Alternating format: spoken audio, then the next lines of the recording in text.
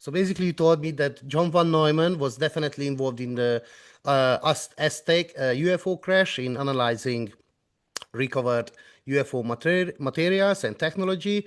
Another Hungarian scientist, Theodor von Karman, it's in Hungarian, it's different, but I will translate it to the Hungarians later, was reportedly involved in analyzing a recovered flying disc at White Sands Proving Ground, New Mexico. So these are some of these extra additional information that I wasn't aware of. So you have also shared relevant information about Edward Teller, Leo Szilard, Denis Nagy, Paul Magyar, and Eugene Wigner, which I also didn't know.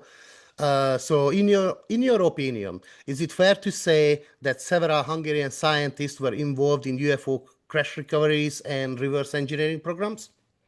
Absolutely. And all right.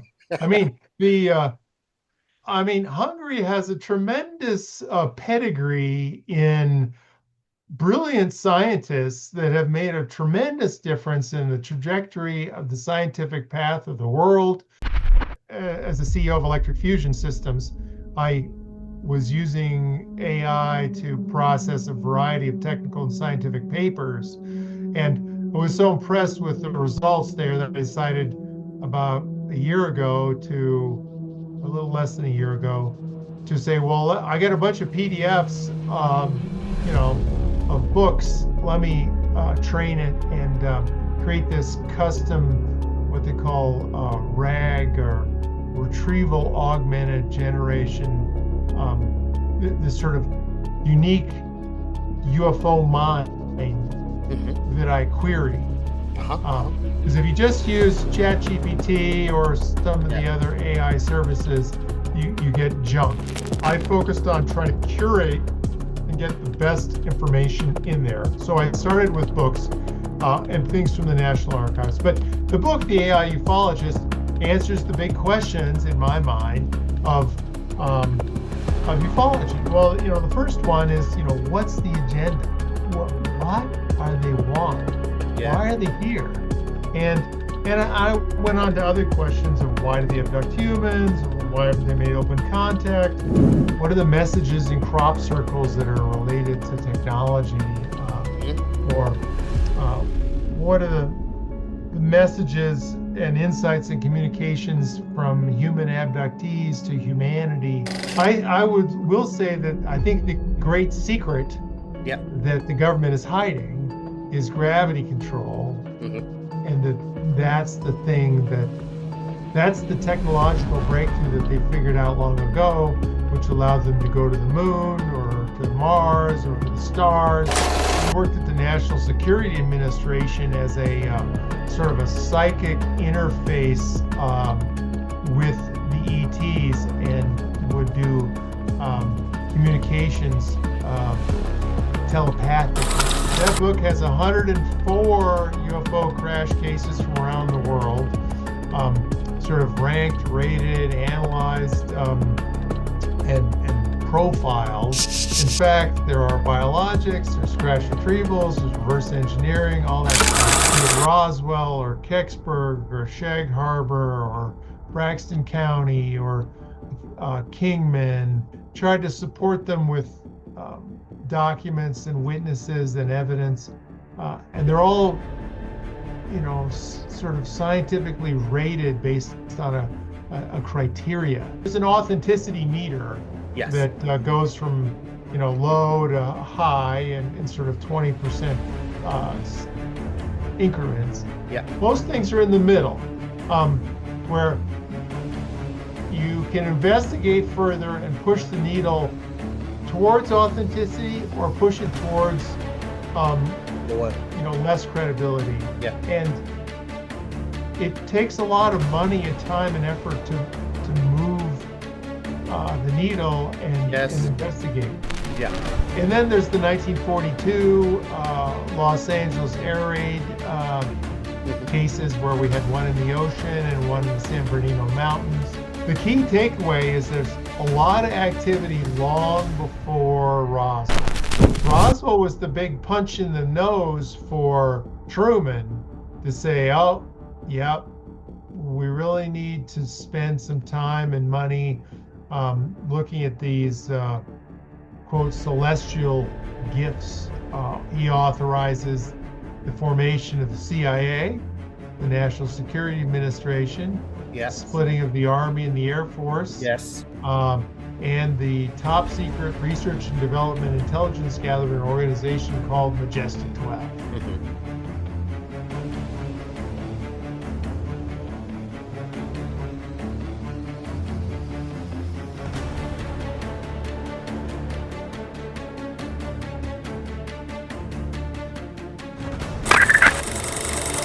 That was in 47, and fiber optics really was sort of invented in the early 50s. The history and origin of that, those breakthroughs is worthy of investigation.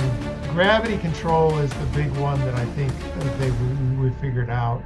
The humans figured out. In the Roswell recovery, the Sandia engineering districts, or SED technicians from Kirkland Air Force Base and Sandia that were called out in July of 47 to the Roswell site, they showed up in their best chemical gear of 1947 to pick up the bodies, but got exposed to the bodily fluids or the situation and died of profuse bleeding of the nose and mouth. That's another case where their direct interaction with the alien biology caused their death. In this sort of trying to fly the craft or reverse engineer the craft.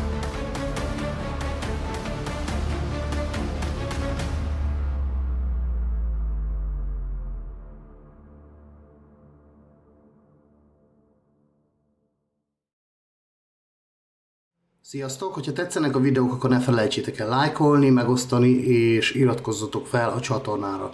A mai vendégem Ryan S. Wood, aki Dél-Kaliforniában nőtt fel, ahol először akkor ismerkedett meg az UFO jelenséggel, amikor az édesapja, dr. Robert M. Wood, a McDonnell Douglas vállalatnál egy antigravitációs kutatási projekt vezetőjeként az UFO-k fizikájának megfejtésén dolgozott. 1978-ban diplomázott Cal Poly San Luis Obispo Egyetemen matematikából és számítástechnikából, majd hosszú pályafutást épített ki marketing, értékesítés, mérnöki munka és vállalati menedzsment területén a felvezető számítógépes rendszer, orvosi képalkotás, energia megtakarítás és repülőgépipar ágazataiban. Ryan a világ egyik vezető szaktekintélyének számít a legszigorúbban titkosított Majestic-12 vagy MJ-12 hírszerzési dokumentumok, valamint az 1941-es Missouri állambeli Cape Girardi UFO-baleset kutatásában. Ryan 4 könyvet írt, amiket mind be fogok nektek mutatni, és ezeket be is tudjátok szerezni ugye az Amazonon, és amiről talán a legismertebb az a Magic Eyes Only, amiben több mint 170 UFO-baleset és begyűjtés tartalmaz, kiegészítve a Majestic dokumentumok hitelességének elemzésével. Rendszeresen előadó az UFO témában, egyetemi kurzusokat is tanított, és számos előadást tartott világszerte civil szervezeteknek és ufológiai konferenciákon. 2003 és 2009 között 7 nemzetközi UFO-baleset és begyűjtési szimpóziumot szervezett, mindegyikhez elkészítette konferencia kiadványokat és az előadások anyagát. Számos televíziós műsorban is szerepelt, többek közt a History Channelen, az ABC News-ben, valamint a San Franciscói öböl térségben, Denverben és Las Vegasban sugárzott helyi csatornákon. Rádióműsorok vendégeként is többször hallhattuk, például Art Bell, Jeff Renz és George Noory adásaiban. Ryannek több weboldala is van, amikről később beszélni fogunk, mint például specialoperationsmanual.com, magiceyesonly.com, magicdocuments.com, AI Ufologist, UFOdex, és ezekről később még beszélni fogunk, szóval ha készen állsz, akkor induljon az interjú. Welcome, Ryan. It's great to be here. Yes, thank you very much. Thank you for being here. I've got quite a few questions here to, set up that I sent you before as well. Hopefully it's not going to be that long. But first of all, I would like to say my sincere condolences. I know your father passed away recently. He has done tremendous amount of work in the field of UFO research. Can you talk about your father's work when he began his UFO research, his involvement in the phenomenon, and about his book, The Alien Viruses? Sure.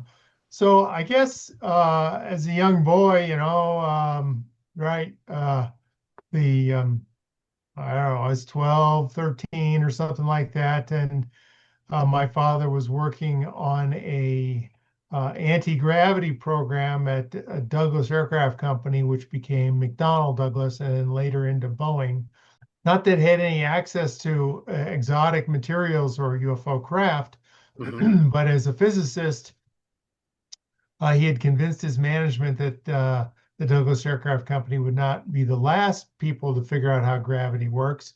And so, I mean, I was curious, and I went out to the desert several times and had magnetometers and trying to gather data, and got exposed to this field early on when Stanton Friedman, a famous ufologist, came to dinner one time while he was working for my father.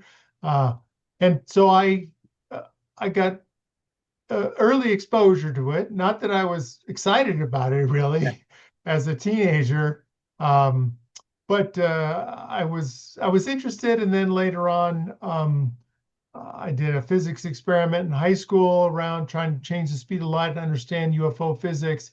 And then it wasn't until the, I'd say late 80s and into up to, recently, 2024, that my father and I worked on what we thought are the Majestic documents, the leaked Majestic documents, which for the people that haven't really heard of that, these are leaked classified intelligence briefing documents.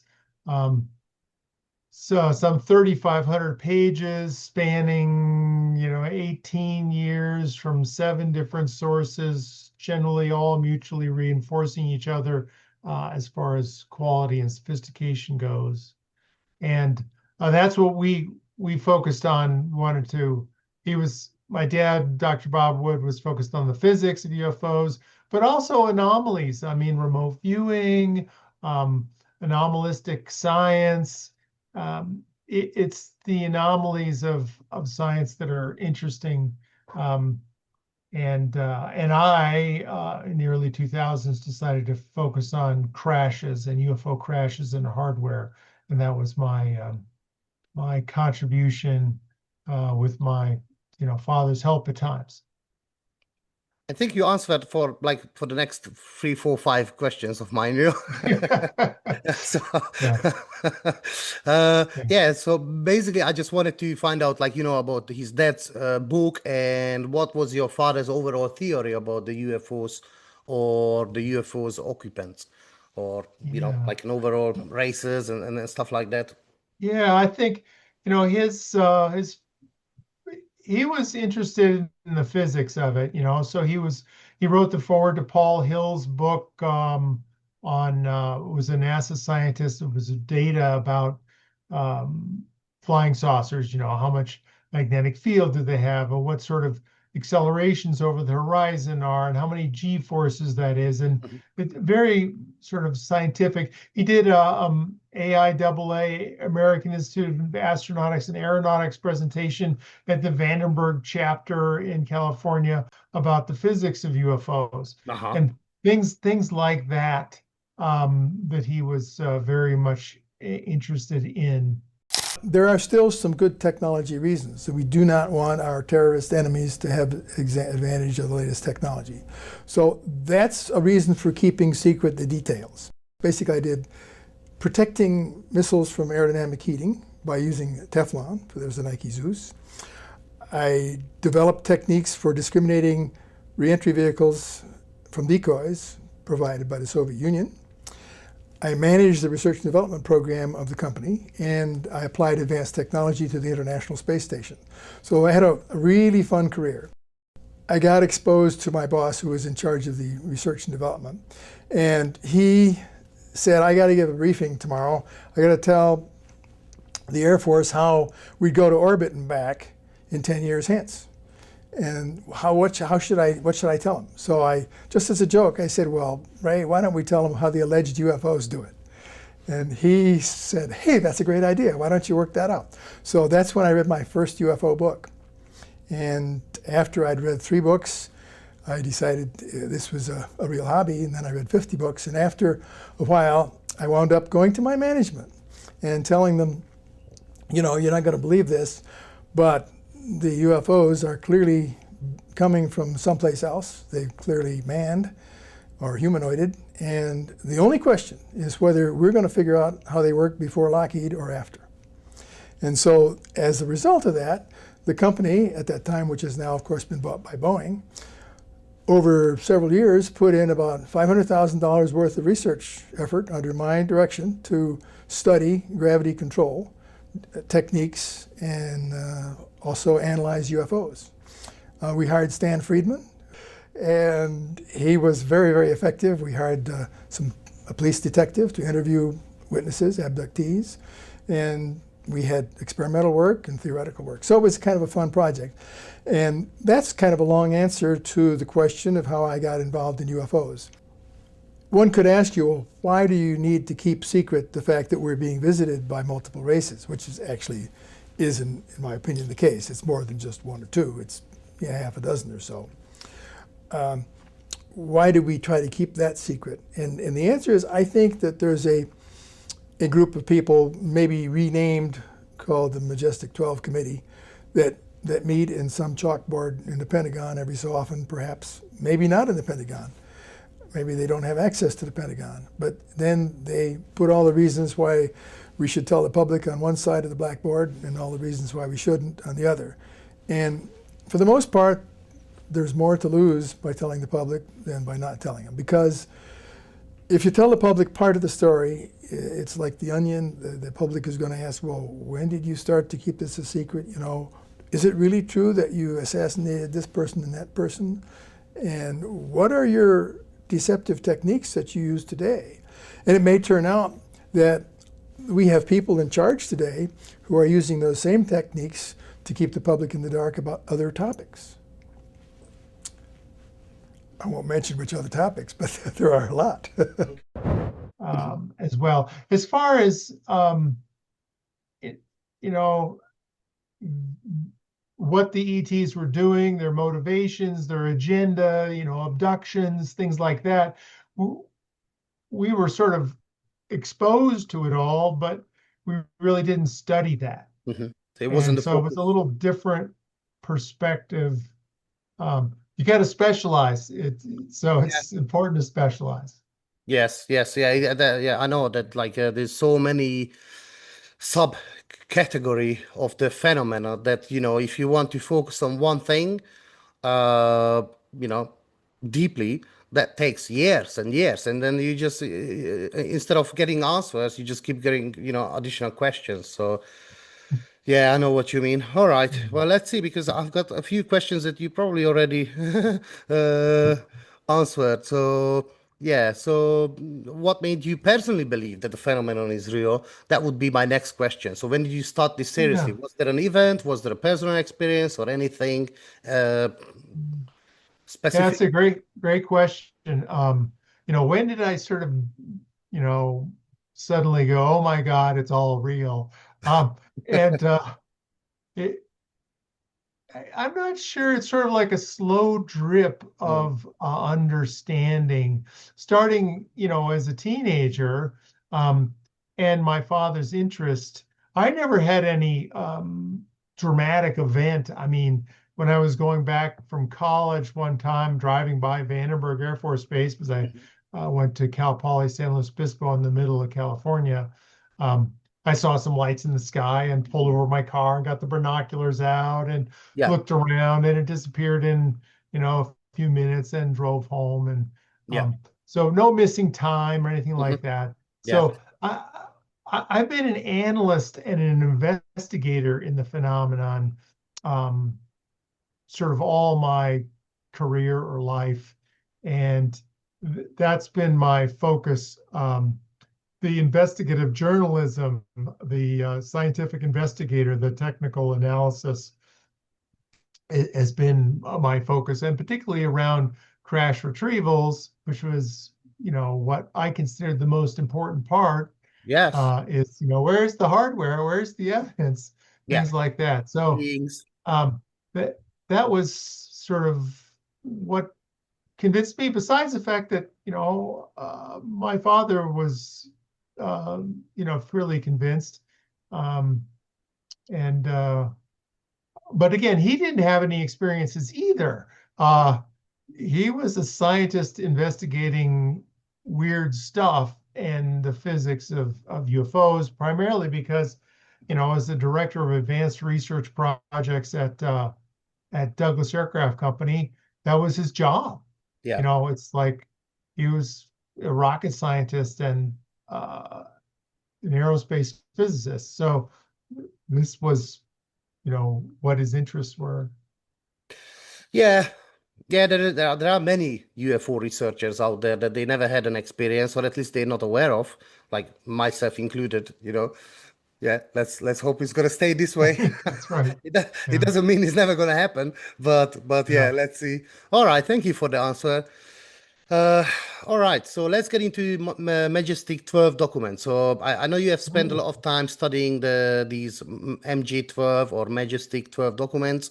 Can you break it down for us, like for the Hungarian audience? I'm aware of your work mostly, but what are these documents? I know you briefly already mentioned, but what is their origin? What convinced you that they require a serious study? Yeah.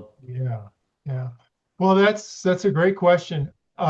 So for the audience, I mean, you can read them and look at them on majesticdocuments.com yourself. Yeah. And they're organized by, sources. Where'd you get them? So that's one way to look at the data set. The other is by date. So when were they dated per se? And they range from 1942, I believe, all the way up to into the 70s. So, and they're some are top secret code word, some are top secret, some are secret, some are confidential, and some are sort of unclassified. It's sort of like it's a big trove of information to sort through. And each one is rated based on its authenticity rating or its credibility, really. Yes. And the way you determine the credibility of a particular document is, well, you look at a lot of different things. Well, first of all, is it an original document? And in some cases, we have original documents, like the Bowen manuscript, the Encyclopedia of Flying Saucers, is all original. And it says right here on the first page, the highest classification of this document is top secret magic, MAJIC. No foreign dissemination for U.S. eyes only, exempt from declassification or RADA, originating agency declassification authority. Special handling required, not releasable to foreign nationals. So just to dispel the myth that there are no originals, yeah, there are. So you can do original ink, original pen and pencil marks. You can do typewriter font analysis. You can do lots of traditional forensics. The other sort of common misconception is that the provenance, where you got them, is murky, or and in most cases it is. It's mailbox drops, it's things in the mail, it's undeveloped film that's been mailed to a third party, things like that. But in the case of the Special Operations Manual, Extraterrestrial Entities, Technology, Recovery, and Disposal, which is a mouthful, Yes, I like it. Uh, yeah, it it was mailed to Don Berliner in Washington, D.C., in Aviation Week and Space Reporter, postmarked La Crosse, Wisconsin. Um, but inside the document itself was this what they call a change control page. So this is where the military officers say, well, we've updated the manual now, and we're going to change page 22 and 23. And so they pull the old pages out, put the new ones in, and sign their name saying, this is what we did. And the initials for those people, I found at Kirkland Air Force Base phone book as being right where the document originated from. And so that was very strong providence indication that, yep, sure enough, it is real, and that there are a good providence. There's also Tim Cooper, who received a lot of the documents through his mailbox drops, as well as a personal meeting with an alleged counterintelligence agent of the OSS and the Interplanetary Phenomenon Unit. He said, "Yeah, I gave you these," and there's some detailed evidence about who this is. So that's sort of the provenance thing, and then you get to the content discussion of well, let's take one particular document. Let's say the White Hot Report.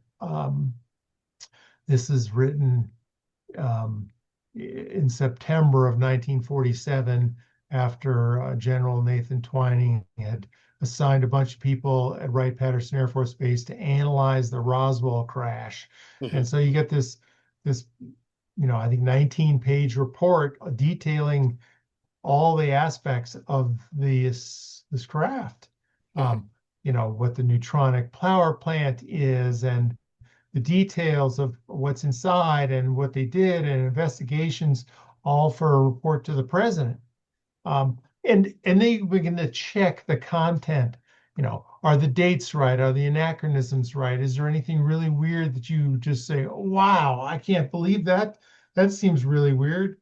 But no, when you check it, it's right. So, it's a long-winded answer, and it keeps going on. Every document could be more or less complicated. Yes, thank you for this answer, because the reason is that I'm asking, these specific questions, and I want to get this out from you that you saying this, because, those are different times, so, and again, so nowadays, you got this 4chan, you got Reddit, and, somebody writes something, anyone can write anything. And then it's like, oh, that maybe that is like a whistleblower. Well, these are serious documents, and then you have done several different kinds of forensic analysis. So yes, it might have been coming from anonymous sources, but it's been double, triple, I don't know how many times you actually checked, and with your dad, right? That that these are serious documents. So this is not just some Reddit post by an alleged whistleblower. That nowadays, like, it's all over the place. So so these are, yeah. And I'll give you an example. The one that's the most damning and the most authentic, 99.9% confident that it's total real. Now, I will caveat it and say, could the CIA have faked it? Yes. Could the Russian KGB have faked it? Yes. Yeah. But you have to realize, well, why? Why reason? launch it into the civilian world? Slipping it to a Chinese spy and saying, don't mess with us, we have ET technology or we'll fry your ass. I get that, but you don't give that to the public. So the Special Operations Manual is the one that's the most powerful, most damning, because it clearly says where to send the bodies, where to send the parts, where to send how to pack it up. Why is there a cover-up? Describes the aliens, type 1 and type 2. And it's all typeset. So this is done with a hot lead printing press in 1994, or, well, in 1954 was when it was printed. Yeah. But it was leaked in 1994, where, you know, software like InDesign or Quark Express and things like that was just a glint of some software engineer's eye or mind. This was, you know, computers were like in their early stages. Very, very The early PC stages. hadn't really Yeah. launched. So, I mean, and I've given whole lectures for like an hour on just that one know. document. Yeah, there's just, yeah, like you mentioned, these 3,500, like 3,500 pages, right? Yeah. So it's Yeah. just, it's like, it's not like, yeah. So let me just think.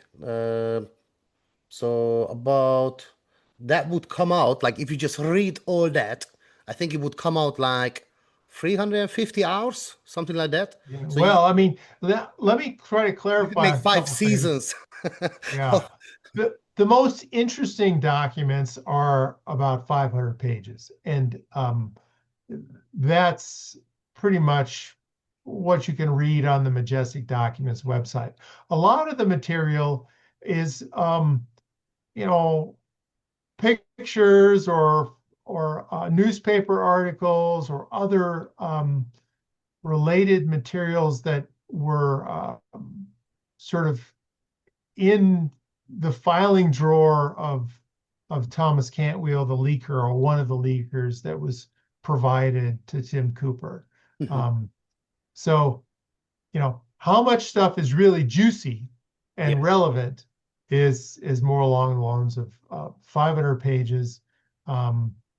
Although the Encyclopedia of Flying Saucers, this one here is like, well, it's 180 pages when it's all typed out. And the Air Force chapter was stamped top secret. And so it's not as daunting as you might think to Yeah. expose yourself to it. By the way, can you show me that book again? Because I was looking for it and I can't find it. Yeah, it's on Amazon. Is it? Yeah, it's the Encyclopedia of Flying Saucers Okay. by Vernon Bowen. I don't have that. Yeah, I will look into And it. you know, we did lots of we did paper and ink forensic analysis with Spec and Forensic Laboratories. There's handwritten notes by Vannevar Bush in there. There's notes about, there's lots of interesting little tidbits. But it's a Vernon Bowen who wrote this. He was a copywriter in New York in like basically the 50s, early 60s. And he went to the New York Public Library and collected all these stories and accounts. And is a very good writer. And so it's a tremendous history of UFO activity from about 1960 backwards. And there's lots of USO cases, submerged objects, as well as other ones. It's a great read, actually. Yeah. So, all right. Anyway. Yes. Thank you. Fair enough. Yes, I will look into that. I'll try to get the book because yes, you know, I live in Hungary, so normally you can order it on Amazon, I think. Yeah, but normally I go for Amazon.de, you know, the German one or the UK one, not the Amazon.com. Oh. And some of the books, like they don't have them there, so I have to go to the Amazon, you know, the US Amazon. Should be on the UK one as well. Yeah. Yeah, sometimes I find one here. Sometimes I find books only on eBay because you know those are out of print. So, okay, thank you. Yeah, let's see. Okay, now we're gonna get into some in-depth because actually you have those. I don't want to mention right away your tool, but basically through your tool, the UFOdex. I've asked you questions, because for the Hungarian audience, again, like some people actually know, it's like it's supposed to be a secret project of mine, but basically I have plenty of evidence that Hungarian scientists have been involved heavily in UFO recoveries and crash recoveries and reverse engineering as well. But anyways, Yeah. I've asked you this question, and basically you said, what is that? So basically you told me that John von Neumann was definitely involved in the Aztec UFO crash in analyzing recovered UFO materials and technology. Another Hungarian scientist, Theodor von Karman, it's in Hungarian, it's different, but I will translate it to the Hungarians later, was reportedly involved in analyzing a recovered flying disc at White Sands Proving Ground, New Mexico. So these are some of these extra additional information that I wasn't aware of. So you have also shared relevant information about Edward Teller, Leo Szilard, Dennis Knight, Paul Magyar, and Eugene Wigner, which I also didn't know. So in your opinion, is it fair to say that several Hungarian scientists were involved in UFO crash recoveries and reverse engineering programs? Absolutely. And All right. I mean, Hungary has a tremendous pedigree in brilliant scientists that have made a tremendous difference in the trajectory of the scientific path of the world. In not only from Tesla onward, but their contribution to German science, Yeah. and no doubt to the Nazi war machine, unfortunately. But yeah, I mean, that's I don't know what it is. So there's something in the water in Hungary that makes it special. So Yeah. Well, all right. Anyways, thank you for that. yeah, Yeah, because I do have I've been slowly started collecting these information, yeah. and Well, yeah. You should ask more questions of you mentioned yeah, UFOdex.com, and I would urge your viewers or listeners to write in English because I can't translate Hungarian. yeah. Well, maybe I could throw it into Google and probably do it. Um, and get you robust 1,000-word answers that are all referenced and footnoted to people's questions. And right now, the UFOdex.com data set is about 700,000 pages of books and periodicals, and newspaper and FOIA requests, Freedom of Information, and National Archives. It's a massive trove, and you could dig in and say, well, tell me more about Theodor von Karman's participation in UFO crash retrievals, or I will do that. Don't worry. yeah, or tell me all the cases around Budapest, for example, or some other city. So basically, you're more specific with the question, better answer you're gonna get. Yeah, exactly. All right, Yeah. I was gonna get into this because I know it's a super cool tool later on, but one sec, sorry, I don't want to jump straight away because I might have some other bits. Let's see. So okay, so all right, I was gonna get into your books. Well, we ought to go to the AI ufologist first because we're talking about UFOdex. Okay, all right. So let's go with that. Yeah. So I have it too. right. For my work in as a CEO of Electric Fusion Systems, I was using AI to process a variety of technical and scientific papers, and I was so impressed with the results there that I decided about a year ago to a little less than a year ago to say, well, I got a bunch of PDFs, you know, of books. Let me train it and create this custom, what they call RAG, or retrieval augmented generation, this sort of unique UFO mind that I query. Because if you just use ChatGPT or some of the other AI services, you get junk. Yes. When you ask. And so it's still a garbage in, garbage out problem. And I focused on trying to curate and get the best information in there. So I started with books and things from the National Archives. But the book, The AI Ufologist, answers the big questions in my mind of ufology. Well, you know, the first one is, you know, what's the agenda? What are they want? Why are they here?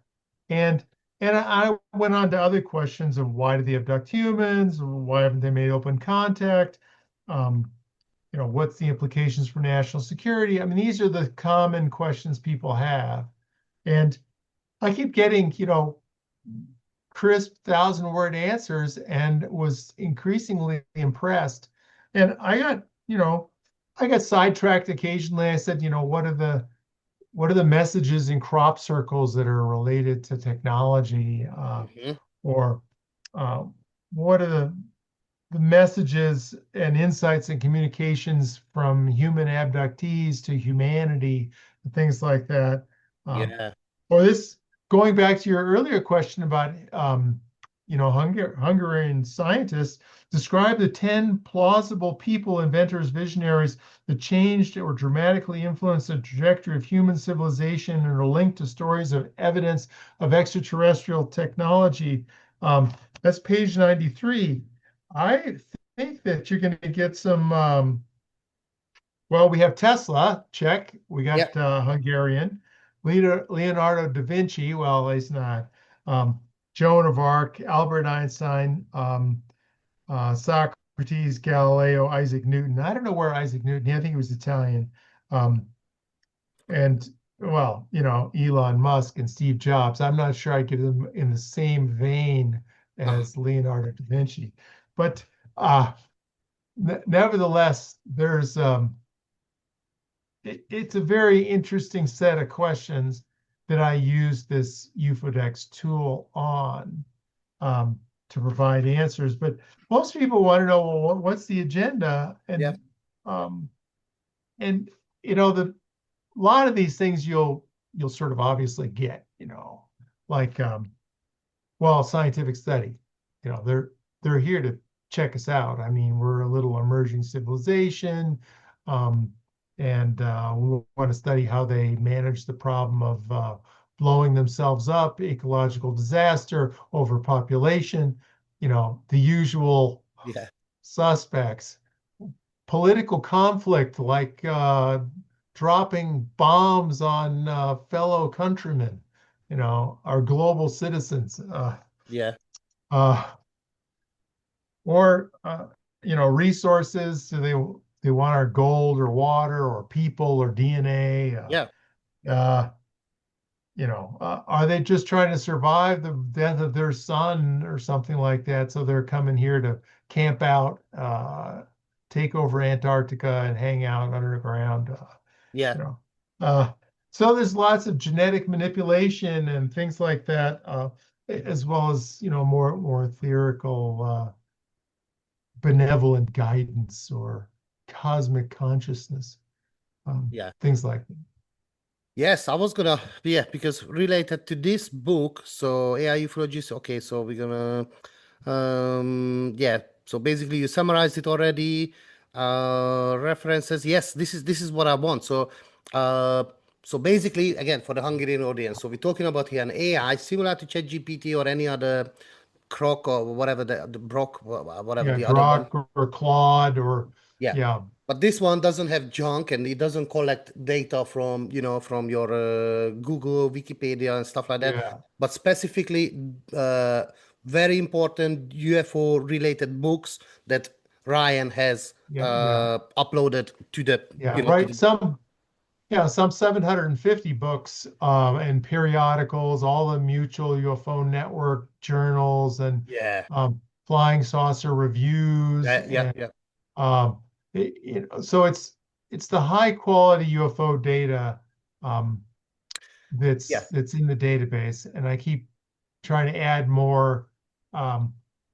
But it's so powerful, and I urge everybody, you can just go to the website, type in your question, and you'll get an answer in like 24 hours back. It's a full concierge service that allows you to, and please don't just say, well, tell me about Roswell, let's get specific. Yes. Let's say, give me the sightings and activity around my city, or what fascinates you personally. Everybody has their hot button. I want to know why they don't abduct,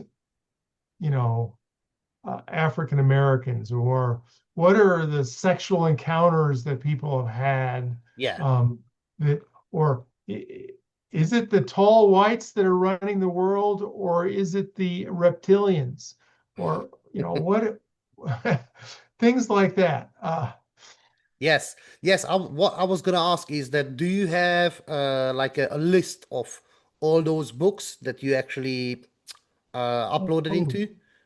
If you can share. I do have a list, but it's not published. There is a robust description of the source information that's in UFOdex. But virtually every book you can think of is in there. All the work of Linda Howe, or Rich Dolan, or myself, or Nick Redfern, or Timothy Good, or Whitley Strieber, or Bud Hopkins, or John Mack, and there's so many authors I've forgotten. Yes, because all the people that you just mentioned, I've got all the books from all these people, but there are some. But I'm actually collecting books, so that's why the question was going to be for me, like, if you could drop me the list. By the way, Nick Redfern, I want to talk to him because he was and I don't know if I can reach, or how can I reach him, because I know that he wrote the book with your dad as well, right? Like, I mean, alien viruses. Yeah, he co-wrote it, or it was worked together on it. I didn't have much to do with it. They worked on it, most of it. But if you send me an email, I'll send you his contact info. Yes, please. He's in the UK, I think. Is he? He moved back, or? I think he moved back. Yeah, from Texas, he moved back to the UK to be with his father, who was ill, I think. All right. Yeah. Because I've got so many questions to ask him about. Anyways, let's not get into this, because like what I heard, because I have him like friend on Facebook, and someone said that's not his Facebook account, it's a fake one. So I'm like, I don't want to write there, because I don't know who I'm going to write to. But yes, if you can drop me his email address, that would be fine. And all right, later on. Sure. Thank you very much for that. Okay, so so we talked about this book, your tool as well, in the same time. I was going to have questions here, that what are the most common questions people ask, and what are the less asked questions, that more profound questions probably that you think researchers should focus more. But I guess you pretty much covered it all. Or do you want to add anything else? Well, in the end, you got to figure out what you want to do with this phenomenon. I mean, so it's like, it's a curiosity. People can investigate it. They have a hobby. They can talk about it.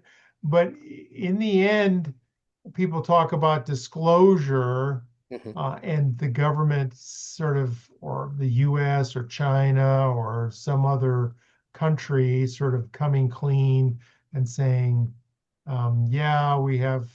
there's there's an ET presence here, but we've got crashed hardware or alien bodies. And it's such a slippery slope as to describe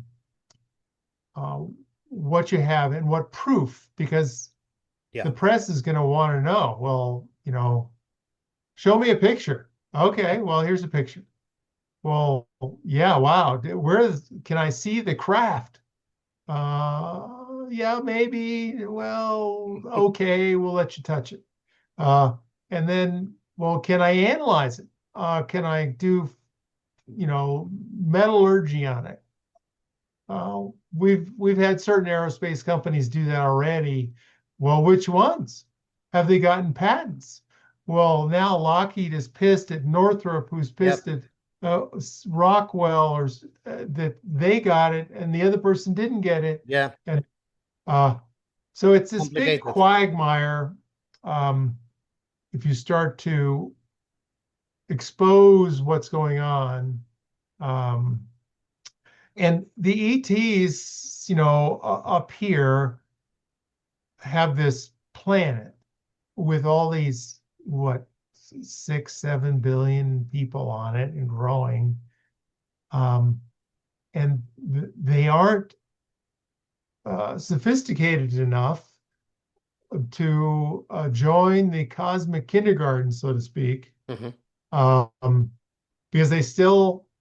they have a bunch of nukes, which are really bad for interdimensional stability, for the environment, for humanity. There's a bunch of wars and factions, be it, you know, Russia, Ukraine, or now Iran, Israel, or Pakistan, India. And the environmental crisis is still front and center. I mean, our oceans are problematic, and getting worse. Air, water, and stuff.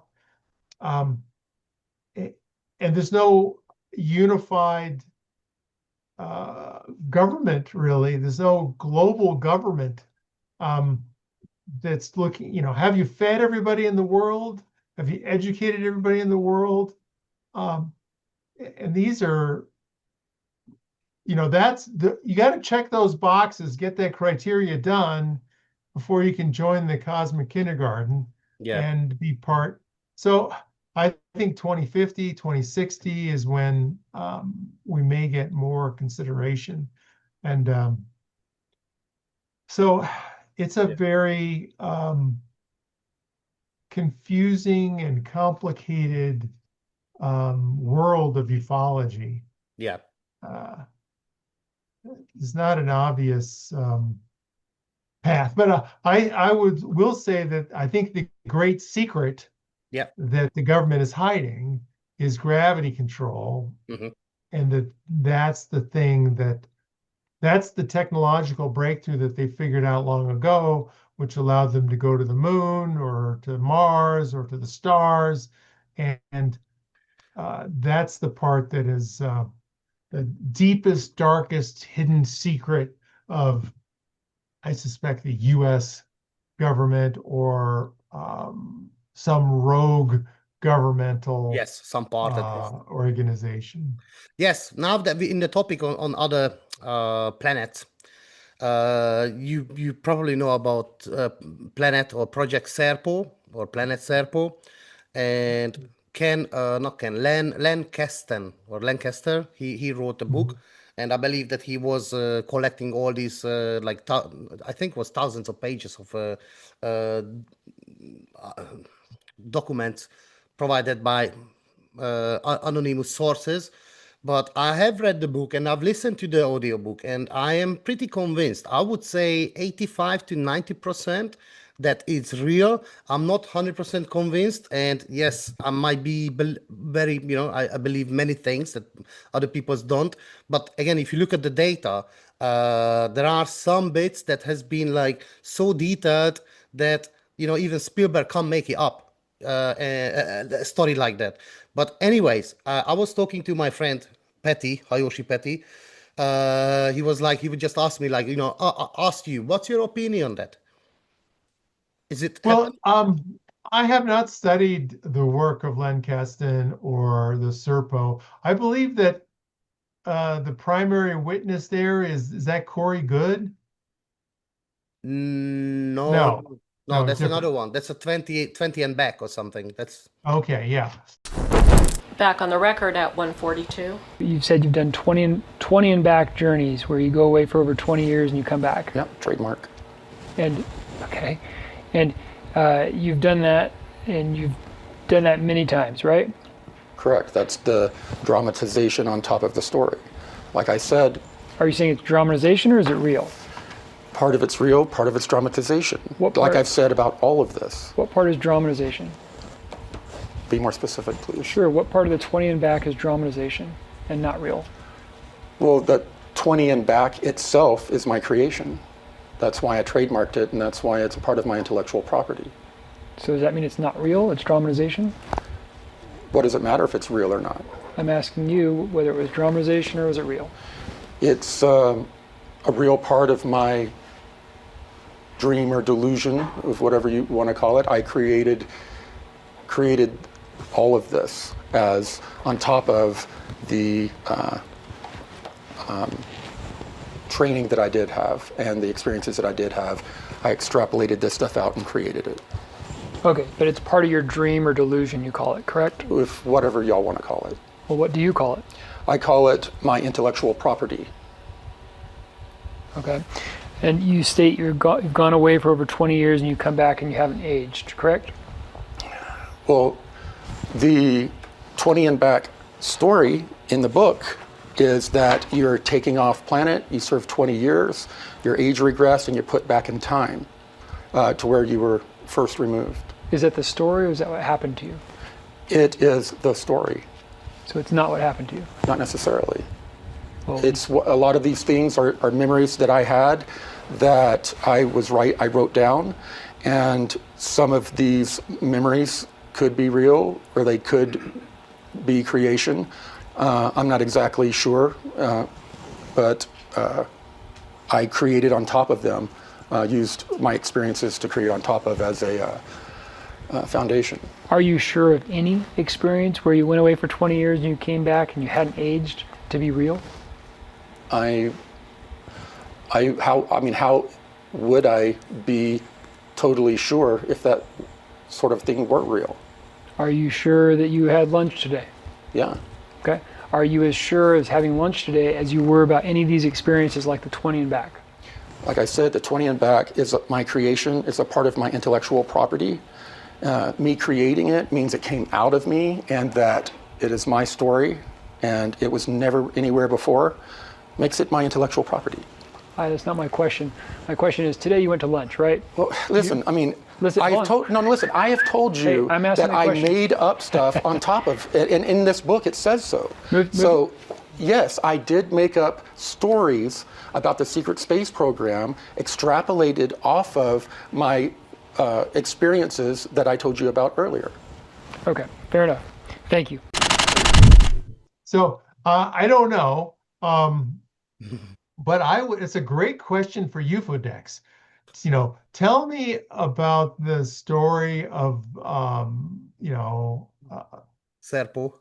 Serpo. What's the credibility of these events? Compare and contrast the validity of this, and cite your sources and references. I like it. And so, get Yes. some sort of independent thinking, because there may turn out there's a lot of supporting evidence or the conflicting evidence.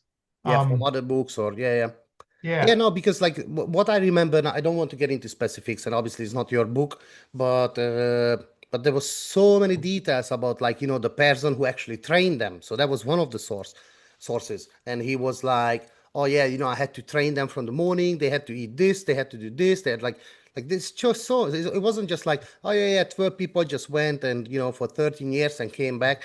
There's so many so detailed. I have to start by asking you about the Planet Serpo book, because it's actually, I think, led to this most recent book, and it's one of those stories that many people have probably never heard of, but essentially there was a 13-year journey, as I understand it, by a dozen U.S. military astronauts to planet Serpo, and this was back in the 1960s. So why don't you tell us what you believe happened? Well, the whole story was really told by Steven Spielberg in Close Encounters, really. That final scene showed the Americans departing for the alien planet. But what happened was it was an agreement between the DIA. The DIA was in charge of this operation, between the aliens and the DIA, that we would send 10 people to their planet, and they would leave one here. It was the exchange program, is what it was. And by the time it actually happened, Kennedy was dead, so they had to go to Johnson and get approval to continue with it. And he said, they're not going to show up anyway, go ahead with it. He didn't think what happened, but it did. And they landed here at Holloman Air Force Base at first, and then in the Nevada test site.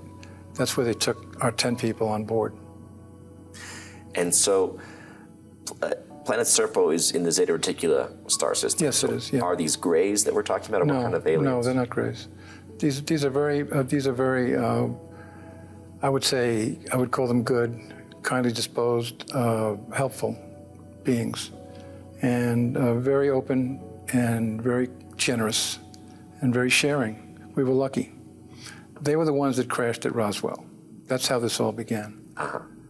There was one survivor, and because there was one survivor, that opened it up to the exchange program. Mm-hmm. Now, this is based on interviews you've had with people around the project, or documentation?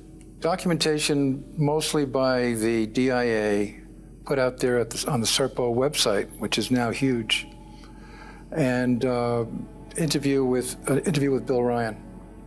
And Bill was the one who created the website and had the most information from Anonymous. Anonymous was the one, Anonymous was an ex-DIA officer who revealed the information to the website, and Bill just put it all together. But I did talk to Bill for about 2 hours. And so you have no idea who the astronauts were? There's no way to actually find these people and try to interview them? No, they're all dead now. They're all dead now. The last one died in, I believe, 2012 in Florida. But you know personally who some of these people are? No. The Air Force has been very rigorous in keeping that a secret. We don't know who they were. And do we know what they discovered in their journey? Oh yeah, it was all in a 3,000-page debriefing document that they gave to the DIA and the Air Force Office of Special Intelligence when they returned. They were there for 13 years, not 10 years. Mm-hmm. They wanted to say for 10, but they lost track of time because of the situation they were in. The aliens had, Serpo had 2 suns in the sky, and it was very difficult to keep track of passage of time. So they stayed 3 years more than they were supposed to. And what were they doing while they were there? They were given a free hand by the aliens. They were investigating, taking notes. That was their job. Their job was to learn as much as they could, especially about technology. Mm-hmm. Technology was really the reason for it, because we needed that technology in the 60s, because we knew that there was a German-based group in Antarctica that were not necessarily our friends, and by getting information from the Serpo people, we hoped to balance that equation. Now, these are the Nazis that had escaped and utilized some form of alien technology? Yes. In Antarctica? In Antarctica. And so currently... That's why Admiral Byrd was sent there under Operation High Jump to destroy the base, but he didn't succeed. Mm-hmm. But you're saying ultimately, based on the technology that we got from the people from Serpo, that we were able to acquire that base or subdue it, or what is the current status? No, we weren't able to do anything about it. That's why Antarctica's remained an international continent. No, we haven't destroyed it. Do you know what kind of technology was utilized for this fast? It must have been about the speed of light traveling to that distant star system in this period of time. According to Anonymous and according to the website, they used travel through a wormhole. And anything else about the world that they could explain or describe? It was a barren planet, and it wasn't a very pleasant place to live. I don't think any of us would ever want to live there. It was a police state. They were controlled completely from a central location, but they were very kind and sharing people. And they opened up anything we wanted, they gave us the information. So our people came back with a tremendous amount of information, which went into that 3,000-page debriefing document, and now remains locked up in a vault at Bowling Air Force Base. Well, it reminds me of another interesting book and story of a book called Above Black by Dan Sherman. I heard of it.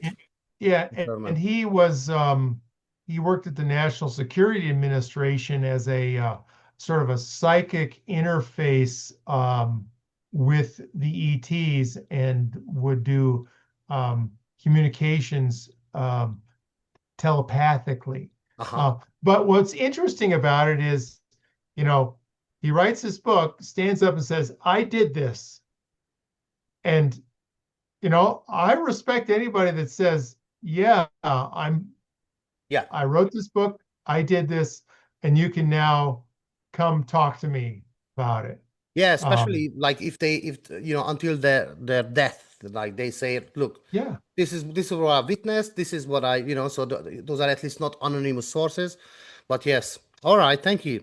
Okay, let's talk about probably your next book, or you know, the most important book, I would say, that is your, well, it's behind you as well. Actually, I've got here Magic Eyes Only. Let's see.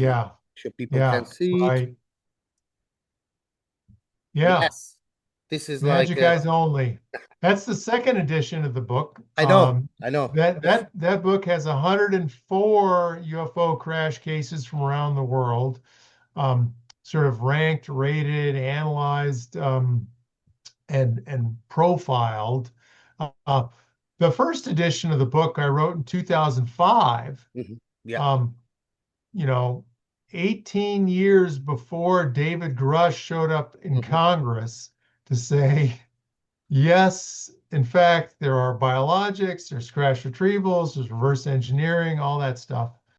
Az Egyesült Államok légierejében a Nemzeti Felderítő Hivatal NRO tartalékos tagjaként 2019 és 2021 között a UAP munkacsoport tagja voltam. Az Internal Operations Centerben IOC dolgoztam az igazgatói tájékoztató csapat részeként, amely magában foglalta az elnöki napi tájékoztató koordinálását és különféle vészhelyzeti műveletek támogatását, amelyek során tartalék hírszerzési részlegvezetőként is tevékenykedtem. 2019-ben a UAP munkacsoport igazgatója arra kért, hogy azonosítsak minden különleges hozzáférési programot SAP és ellenőrzött hozzáférési programot CAP. Erre azért volt szükség, hogy eleget tegyünk a kongresszus által előírt küldetésünknek, mivel akkoriban közvetlenül a védelmi miniszter helyettesnek jelentettünk. Széleskörű, végrehajtói szintű hírszerzési feladataim miatt hozzáféréssel rendelkeztem minden releváns információhoz, és rendkívüli bizalommal bíztak meg mind katonai, mind civil szerepkörömben. Hivatalos feladataim során tájékoztatást kaptam egy több évtizeden át tartó UAP baleseti begyűjtési és visszafejtési programról. Amikor azonban hozzáférést kértem az ezekhez kapcsolódó további információkhoz, megtagadták tőlem az engedélyt. Az általam összegyűjtött adatok alapján úgy döntöttem, hogy ezt az információt jelentem feletteseimnek és több főfelügyelőnek, ezzel gyakorlatilag közérdekű bejelentővé váltam. Döntésem miatt megtorlás ért, de remélem, hogy tetteim végül pozitív eredményre vezetnek és növelik az átláthatóságot. Rush úr úgy gondolja, hogy kormányunk birtokában vannak UAP-k? Abszolút! 4 év alatt több mint 40 tanúval készített interjúim alapján. Van személyes tudomása olyan emberekről, akiket bántalmaztak, vagy megsérültek az ilyen földönkívüli technológia eltitkolására, vagy elrejtésére tett erőfeszítések során? Igen. Hallott-e olyanról, hogy valakit meggyilkoltak, akiről úgy gondolja, hogy tud, vagy hallott róla? Óvatosnak kell lennem ennek a kérdésnek a megválaszolásakor, az ezzel kapcsolatos tudással rendelkező személyeket a megfelelő hatóságokhoz irányítottak. And I had a conference, the UFO Crash Retrieval Conference, which some of the proceedings are on Amazon still. For 7 years, we ran this conference from 2003 to 2009 in Las Vegas, all talking about UFO crash retrievals, and, you have 10, 15 speakers over a couple of days providing their firsthand investigations. Yeah. And this book is really leveraging all those researchers' talents and details. Now, I investigated the Cape Girardeau case and a few other events. Buried in one of these MJ-12 documents is the White Hot Report. It is a reference to a discovery in 1941. This alludes to the possibility that a UFO crashed in the United States 6 years before the Roswell event. I originally read the first account, at least that I'm aware of, the only real account of the Cape Girardeau 1941 crash retrieval event in Leonard Stringfield's 1991 volume about crash saucers. And I didn't think a lot about it until one of these newer MJ-12 documents mentioned the crash in Missouri. And I decided I was going to find Charlotte Mann. Grandfather had been called out, that someone had called in that there had been a plane crash outside of town, and would he be willing to go to minister to people there, which he did.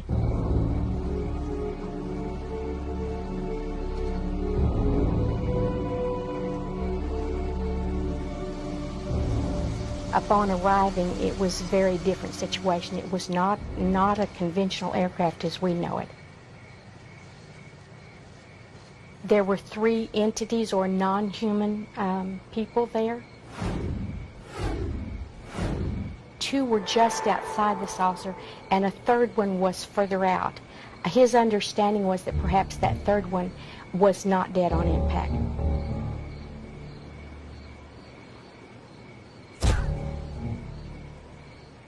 So Father did pray over them, give them last rites. Not long after they arrived, military just showed up. I surrounded the area. Grandfather didn't know what was said to the others, but he was told, this didn't happen, you didn't see this, this is national security, it is never to be talked about again.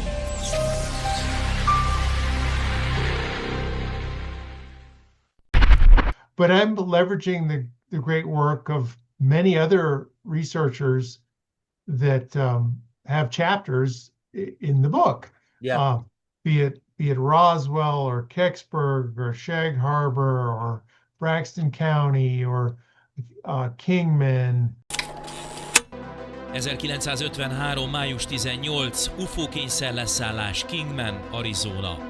A következő eset Kingman, Arizona államban történt. Az esemény hitelességének kulcsa Harry Drew kutatása és tanúvallomása. Drew hosszú időn keresztül vizsgálta ezt az esetet, és beszélt Wendell Stevens ezredessel, aki állítólag részt vett az UFO visszaszerzési akcióban. Az ügy egyik döntő eleme egy jellegzetes piramis alakú sziklaformáció, amelyről Stevens beszélt, mivel ez nagyon fontos helyszíni jel volt. Drew végül megtalálta ezt a sziklaformációt az arizonai Kingman sivatagban, teljesen megfelelve Stevens leírásának. Enélkül a kulcsfontosságú bizonyíték nélkül sokkal kevesebb hitelességgel rendelkezne ez az eset. A Kingman eset 1953. május 18-án történt, és fontos megjegyezni, hogy itt nem egy becsapódásról van szó, hanem egy kényszerleszállásról, amelyben a jármű teljesen épen maradt. Az eset fő forrásai Wendell Stevens ezredes és Harry Drew. Raymond Fowler interjút készített a fő szemtanúval, Arthur G. Stankill atomtudóssal, aki a Wright-Patterson légierőbázis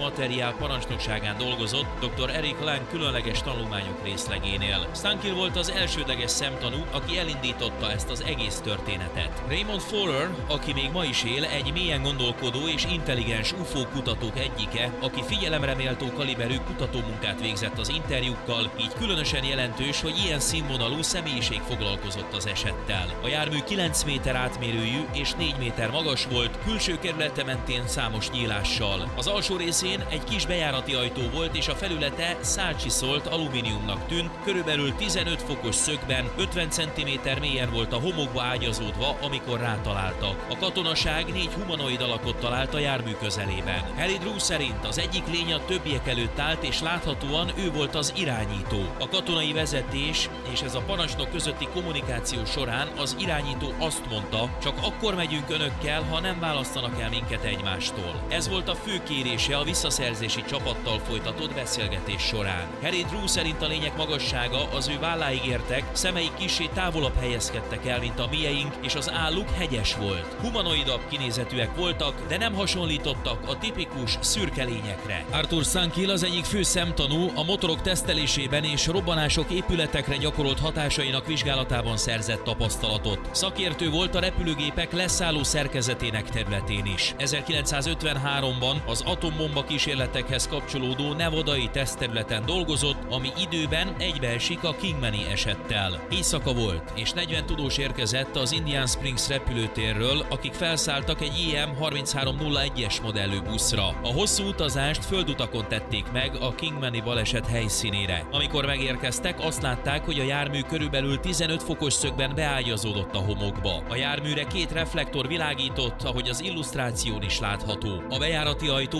ívelt volt, körülbelül 1 méter magas és 50 cm széles, és egyáltalán nem voltak rajta zsanérok. A tudósoknak elmondták, hogy a jármű anyaga minősített információ volt, tehát titokban tartották, hogy pontosan miből készült. Nem tudni, hogyan állapították ezt meg, de ez volt az a tájékoztatás, amit a tudósok kaptak. A tudósok képessége bizonyos anyagok előállítására, talán még a hajtómű technológiánál is jelentősebb lehetett, a fejlett anyagtudomány értéke felbecsülhetetlen volt, így természetesen minősített információként kezelték. A buszról egyesével a szakterületük alapján hozták ki őket. A 40 tudós egyenként 1 órát töltött a helyszínen, majd hajnal előtt visszaindultak. Gyorsan, talán csak az adott szakterületüknek megfelelő részletekre tekintve kaptak rövid betekintést, és utána visszatértek a buszra. A visszaúton mindegyiküknek jobb kezét emelve esküt kellett tennie, hogy nem beszélnek az esetről. Egyikük bekukucskált a nyitott bejáraton, amelyből halvány fény szűrődött ki, és azonnal megfedték érte. A következő lépés a visszaszerzési művelet volt. A 15-20 fokos szögben megdőlt korong alakú járműhöz az amerikai hadsereg mérnöki hadteste egy M25 tankszállítót hozott hosszú 18 kerekes utánfutóval. Ez a jármű Camp Irwinből érkezett, és fagerendákból készítettek egy bölcsőt, amelybe a csészehaj alakú járművet elhelyezték. A bölcsőben a jármű még mindig 15 fokos szögben maradt, tehát nem állt teljesen vízszintesen. Ezután megkezdték a terület kiürítését, majd a Hoover gát felé indultak, hogy átkeljenek a Colorado folyón. Mivel a jármű átmérője körülbelül 9 méter volt, a Hoover gát úton található világító testek akadályozták volna a haladását, és mivel forgalom is volt, nem szerették volna túlságosan feltűnővé tenni a műveletet. Ezért úgy döntöttek, hogy a gáttól a körülbelül 100 méterre északra található átkelőhelyre térnek, hogy ott keljenek át a Colorado folyón. Most elképzelheted a jelenetet, hogy egy M25 tankszállító szállítja a fagerendákból épített bölcsővel tartva egy 9 méter átmérőjű, 4 méter magas, csészehaj alakú járművet. Mindez éjszaka zajlott, és kaotikus volt a helyzet. Kiabáltak és káromkodtak, mert sietniük kellett, hogy ne hívják fel magukra a figyelmet. A Colorado folyó átkeléshez egy kábelt feszítettek át, és egy uszályt hívtak le a folyón. A tankszállítót rátolták az uszályra, és megkezdték az átkelést, ám a kábel elszakadt. Az uszály körülbelül 60 métert sodródott a folyón, és Harry Drew szerint a korong alakú jármű külső pereme a Hoover gát északi falának ütközött. Elképzelhető, hogy a mai napig található egy karcolás vagy horpadás a gáton, ami részben igazolhatná a visszaszerzési műveletet. Végül egy újabb kábellel folytatták, és sikerült átkelniük a folyón. Harry Drew elmondása szerint a járművet egy távoli létesítménybe, Groom Lake-hez szállították. And lots of obscure ones too, and Cape Girardeau, and then tried to support them with documents and witnesses and evidence, and they're all, you know, sort of scientifically rated based on a criteria. So. Yes. It's good that you keep talking about this, because these are all my questions basically. But yeah, just carry on. Yeah. So how would you rate? No, I mean, and that's what people want to know is like, it's sort of a review of all the crashes. Now, are all of them 100% real? I don't think so. Yeah. But I would say the majority of them are there's an authenticity meter Yes. that goes from low to high and sort of 20% increments. Yeah. Most things are in the middle, where you can investigate further and push the needle towards authenticity or push it towards Lower. less credibility. Yeah. And it takes a lot of money and time and effort to move the needle and investigate. Yeah. So yes, I was gonna ask like about this book, because I know that there are some of the the work that was done by or originally like Ruben Uriarte. Yep. What's this other person name? I forgot. I've got his. well, I mean, there's lots of people that contributed to the book. Torres, yeah, Stringfield. But Stringfield, right? It was a big one. Yeah. yes, Let me pause on that. I'm not the first person to do crash retrievals. Leonard Stringfield, a former Air Force intelligence officer, yeah, his nickname was Webster because he had a photographic memory, and he had a lot of sources and a lot of work. Michael Schratt has done Yes. a lot of great work and yeah. I've illustrated, collaborated with him. Yeah. many of these cases. He'd be a great interview if you want to. Yes, I did talk to him because I was using some of the illustrations because I did like a documentary on Leonard Stringfield's work before. Basically, that was my first like a non-profit documentary to introduce these UFO crash retrievers, recovery, reverse engineering programs to the Hungarian audience. Because the thing is, like, I know some people, they know more than Roswell, but most people, they think it's only Roswell, but even that they don't really believe. But there are so many even before Roswell, and ever since, and obviously what you just mentioned as well, that now we had the hearings. We had the hearings, and yes, okay, we got David Grush or even Louis Elizondo talking about, yes, there are decades or multi-decades crash recovery, UAP, crash recovery and reverse engineering programs.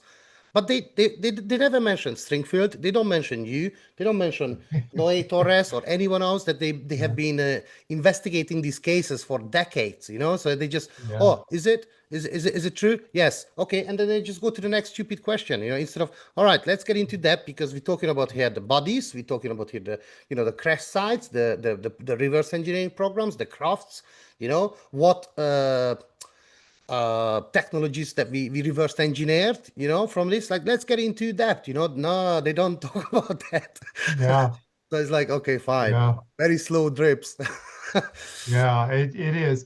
And just to share with the audience, there's the book Magic Eyes Only starts in 3000 BC with Mount Ararat, which is Mick Redfern did a lot of research around that particular event, and that may have been the first crash retrieval a long time ago. But then there's the 1897 Aurora, Texas case, and there's a official marker there and gravestone and parts recovered, and so it's a funny one, actually. Yeah.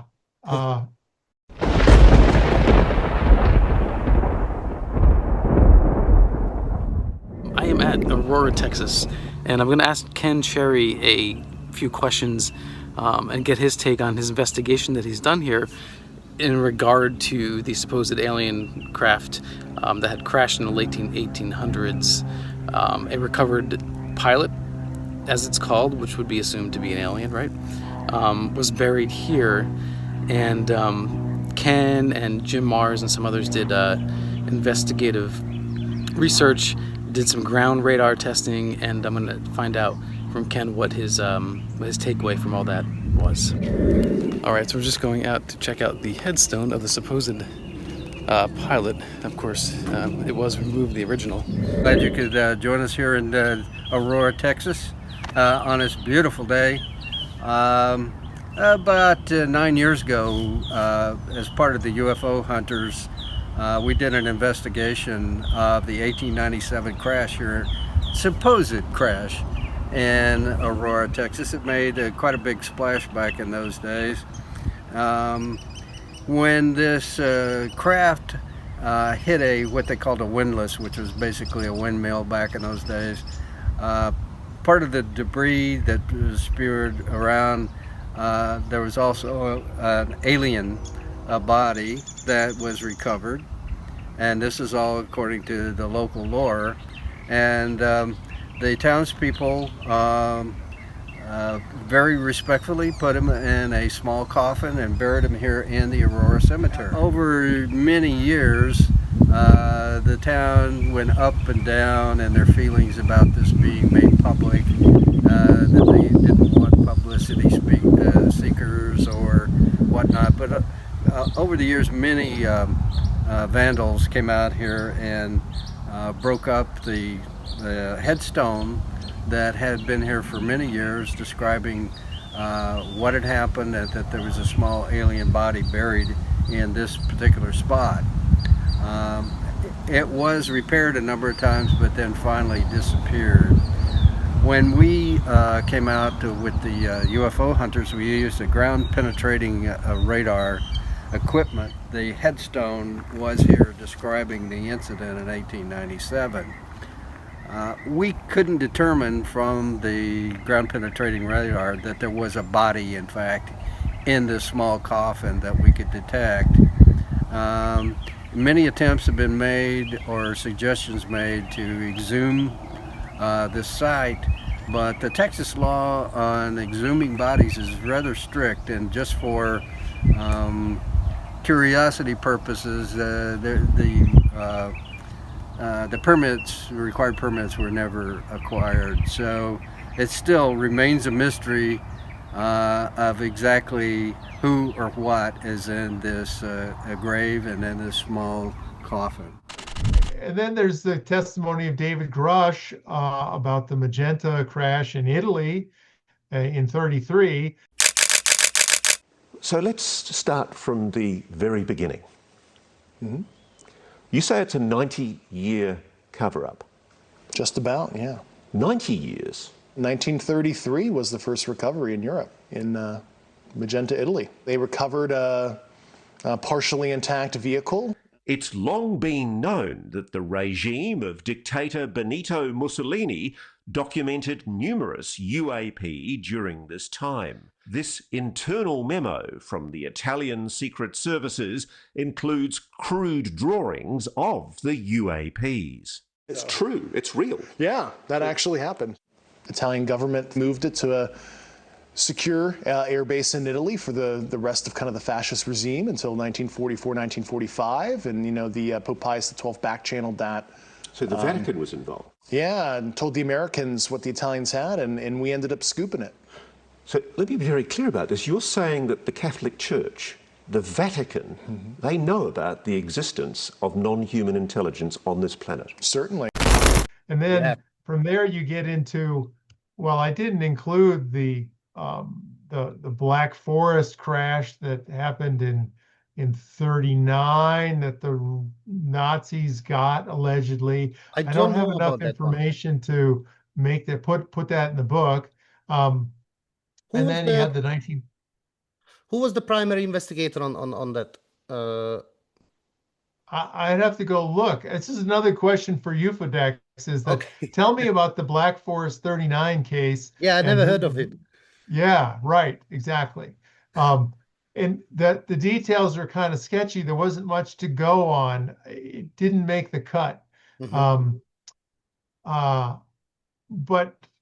and then there's the 1942 Los Angeles air raid cases where we had one in the ocean and one in the San Bernardino Mountains. And then it gets into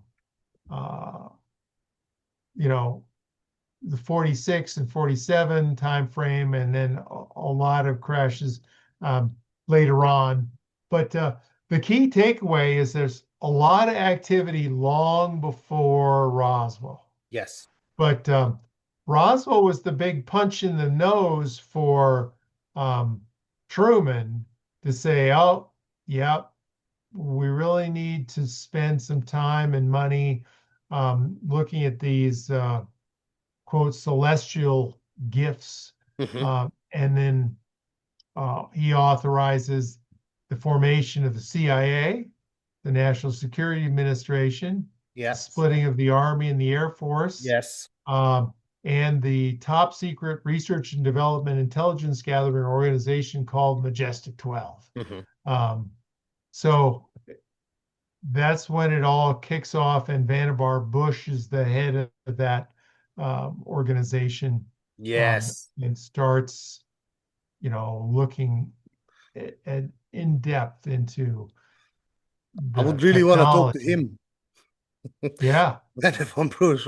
I heard so many things like that. That's some of the specifics I want to ask you. For example, from your book, and I know there are other books on that as well. The Aztec UFO crash case, because that has been long labeled as a hoax. But in 1980, several documents came to light, and more have emerged since. And Dr. Sarbacher even named the members of the recovery team led by Dr. Vannevar Bush. Yes, probably I'm not pronouncing it right. And said that Dr. Robert Oppenheimer and Dr. John von Neumann were definitely involved in the crash recovery. And he also alleged that some of the occupants resembled certain insects. And rumors surfaced that human body parts were found on board. So these might have been abductees or biological samples. So according to your research, what's your take on the Aztec UFO crash? Well, in the book, it's sort of medium high. So it's and there's like 10 pages. I'd say it's a quality, strong case.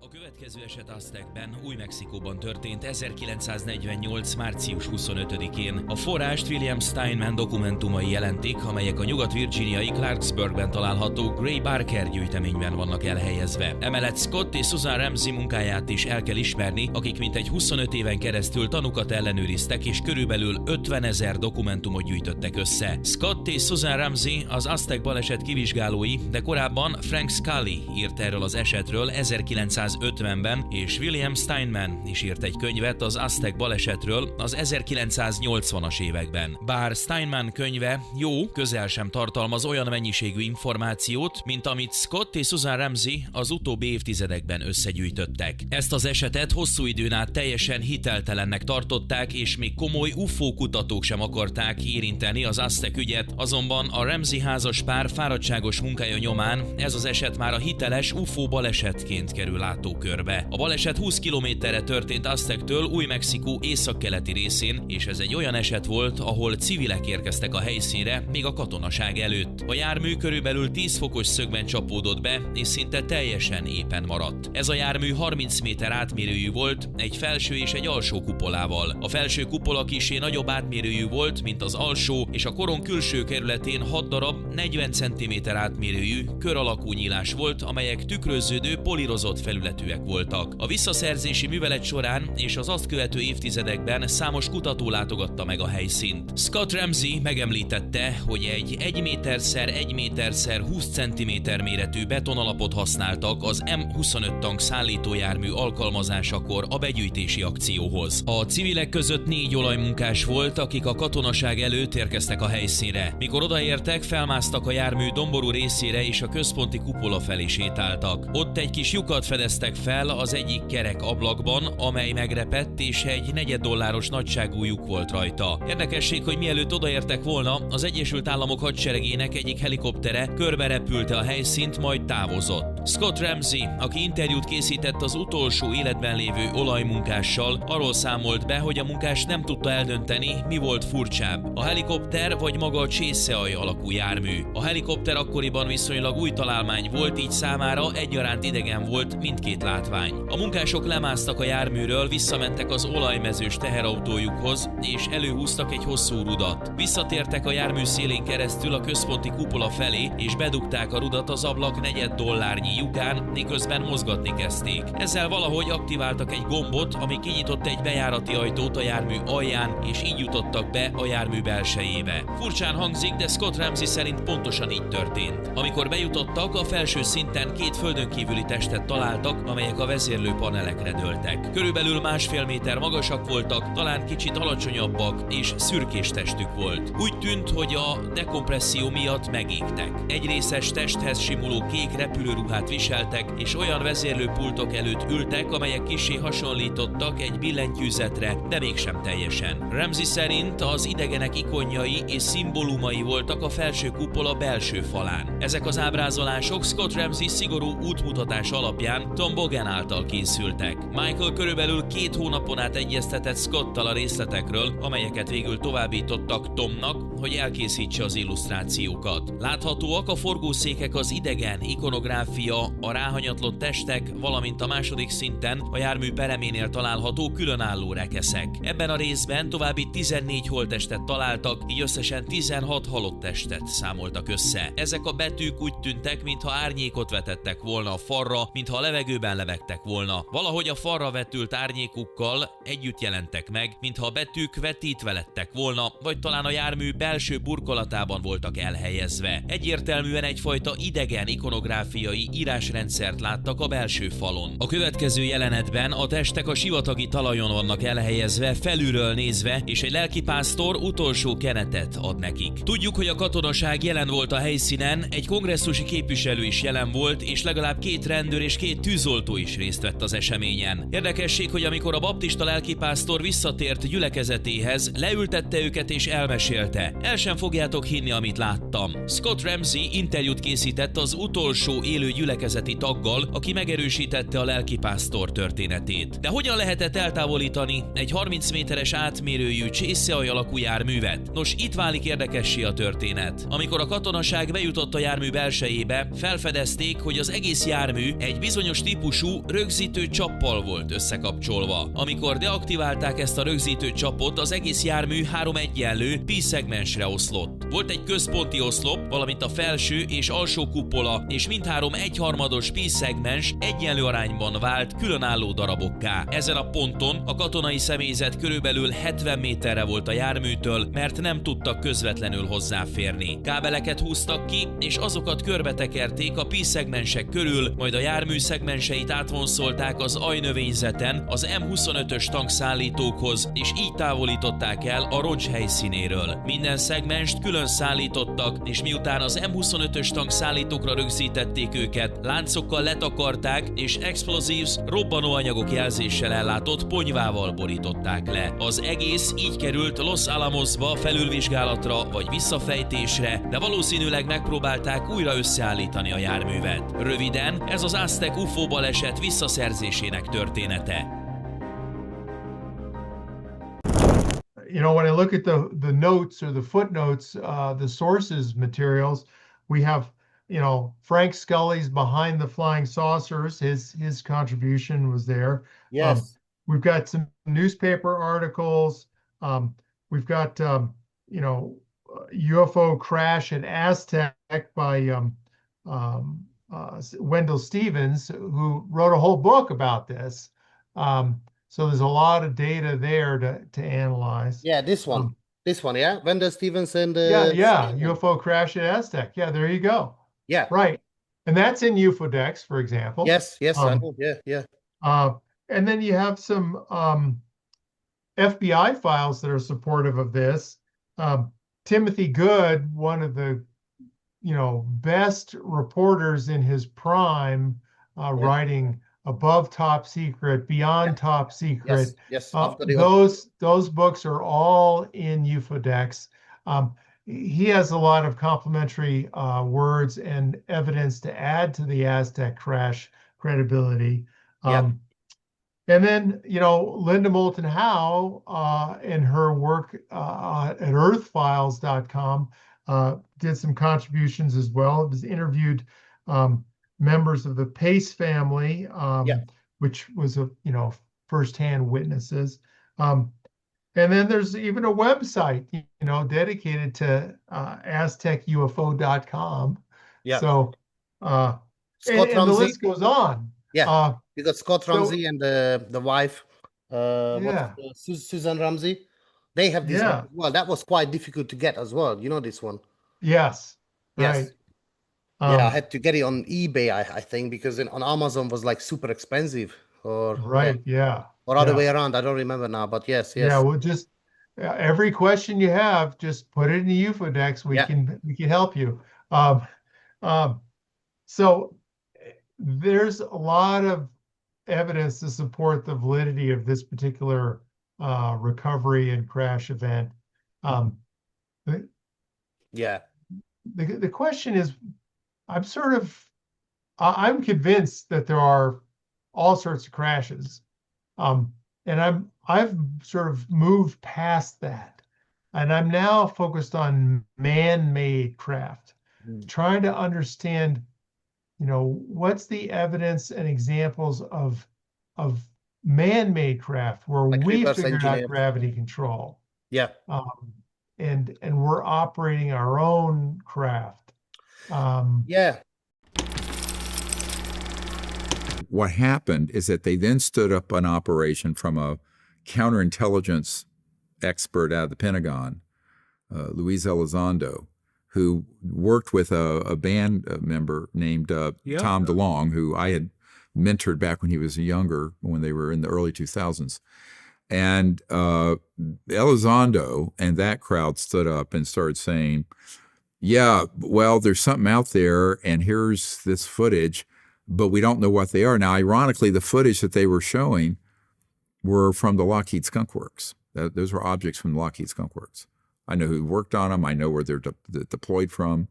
I know people who... Is this here in the U.S.? Yeah, that's out in the high desert out here. I have a photograph of the underground entry port for those out in the Mojave Desert. But we know where all the sites are. My list now has 145 facilities.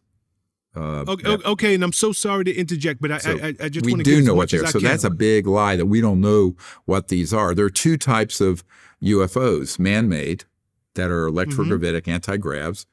The date that breakthrough happened, where we had a stable anti-grav system, was October 1954. 54, not 64. Not 94. So those have begun to be experimented with and developed since the year before I was born in 1955.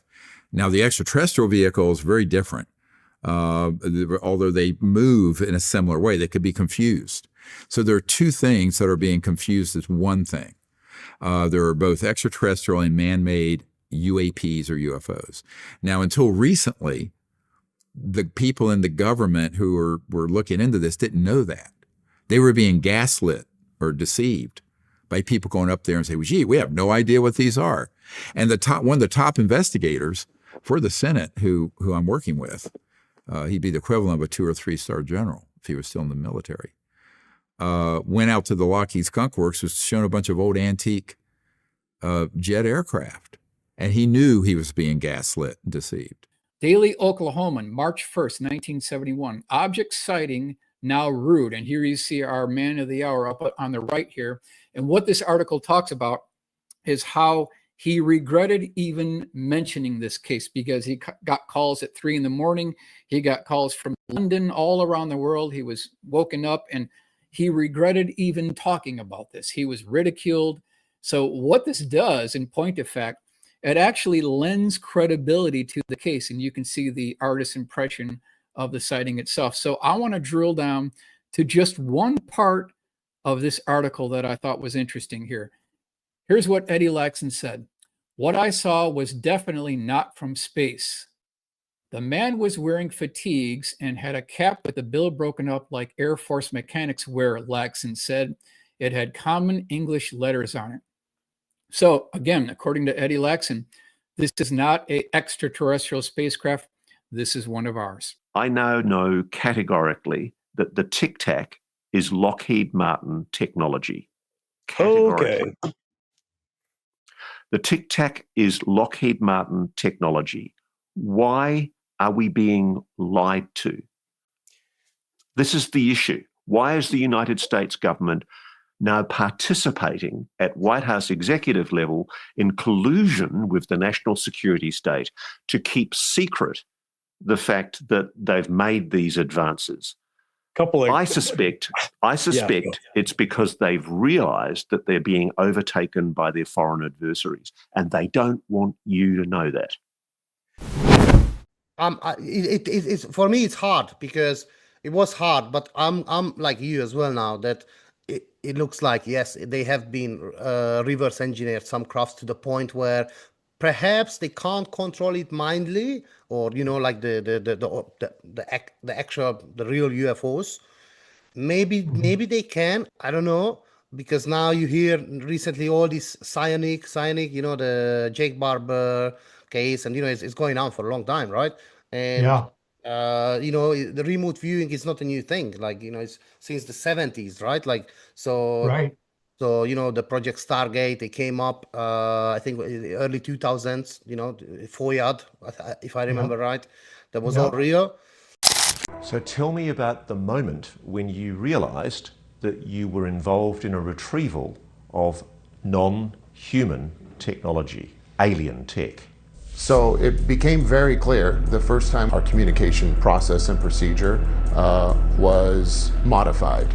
And then just visually looking at the object on the ground, you could tell that it was extraordinary and anomalous. It was not human. How close did you get? Well, I was a helicopter pilot, and I operate with 150 foot to 200 foot long line. So I got within 150 feet of this object. What did you see? I saw an egg, a white egg. Was there any visible propulsion system on it? No, not what we would know. There's no engine, there was no thermal signature. I was operating at night when I finally came in to pick it up, so I'm working under night vision goggles at the time.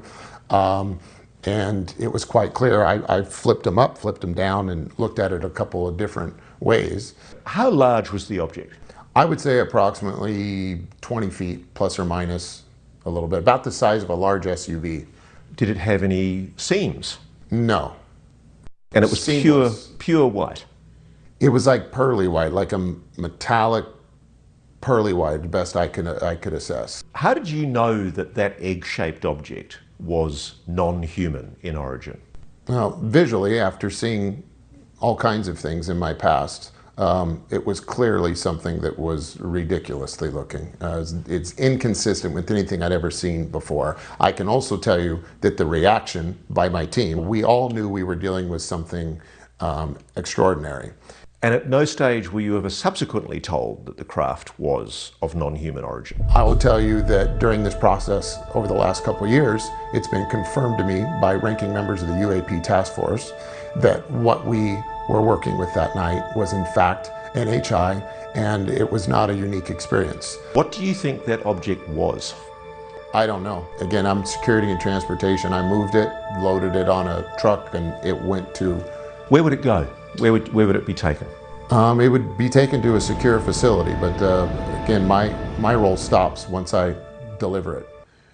There's two objects that I'm here to talk about. One was the egg, the other is what we called an 8-gon. The 8-gon was essentially a flying disc with what looked like 8 delineated sections when looking down. And I can tell you what it looked like from looking down because that's primarily how I saw it, because I'm a helicopter pilot. We did recoveries with the 8-gons. There was more than one that made its way to the ground on this particular operation. This is one of the most profound experiences I've ever had in my life I'm about to share with you, so bear with me.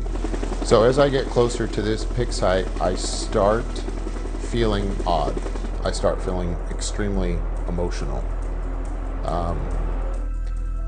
And the closer I get, the more the emotion starts to overwhelm me. I feel this intense hybrid of sadness and happiness and beauty and song. And it was very disruptive to me because I had a very practical responsibility at the time to operate a helicopter in the mountains at night. And I began wondering what was wrong with me. It was late. Am I distressed? Am I tired? I don't know. But as I came over this object for the pick, there was this overwhelming sense of emotion. Is it your feeling? Are you suddenly having a mental breakdown on the job?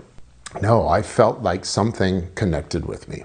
I felt like something had tuned in to me and my soul and was providing me some sense of guidance on what to do and how profound what I was doing was. And it was so overwhelming that I began to cry. And then I'm confused as to why I'm crying at the same time. And then do I abort the mission? So I just did my best to focus on my particular cues when doing this type of work. And I got the load hooked up and I began flying away. And once it was just me and that object in between the pick and the drop site, there's about 20 miles in between, I felt like something was inside of me. I felt like I was possessed by the most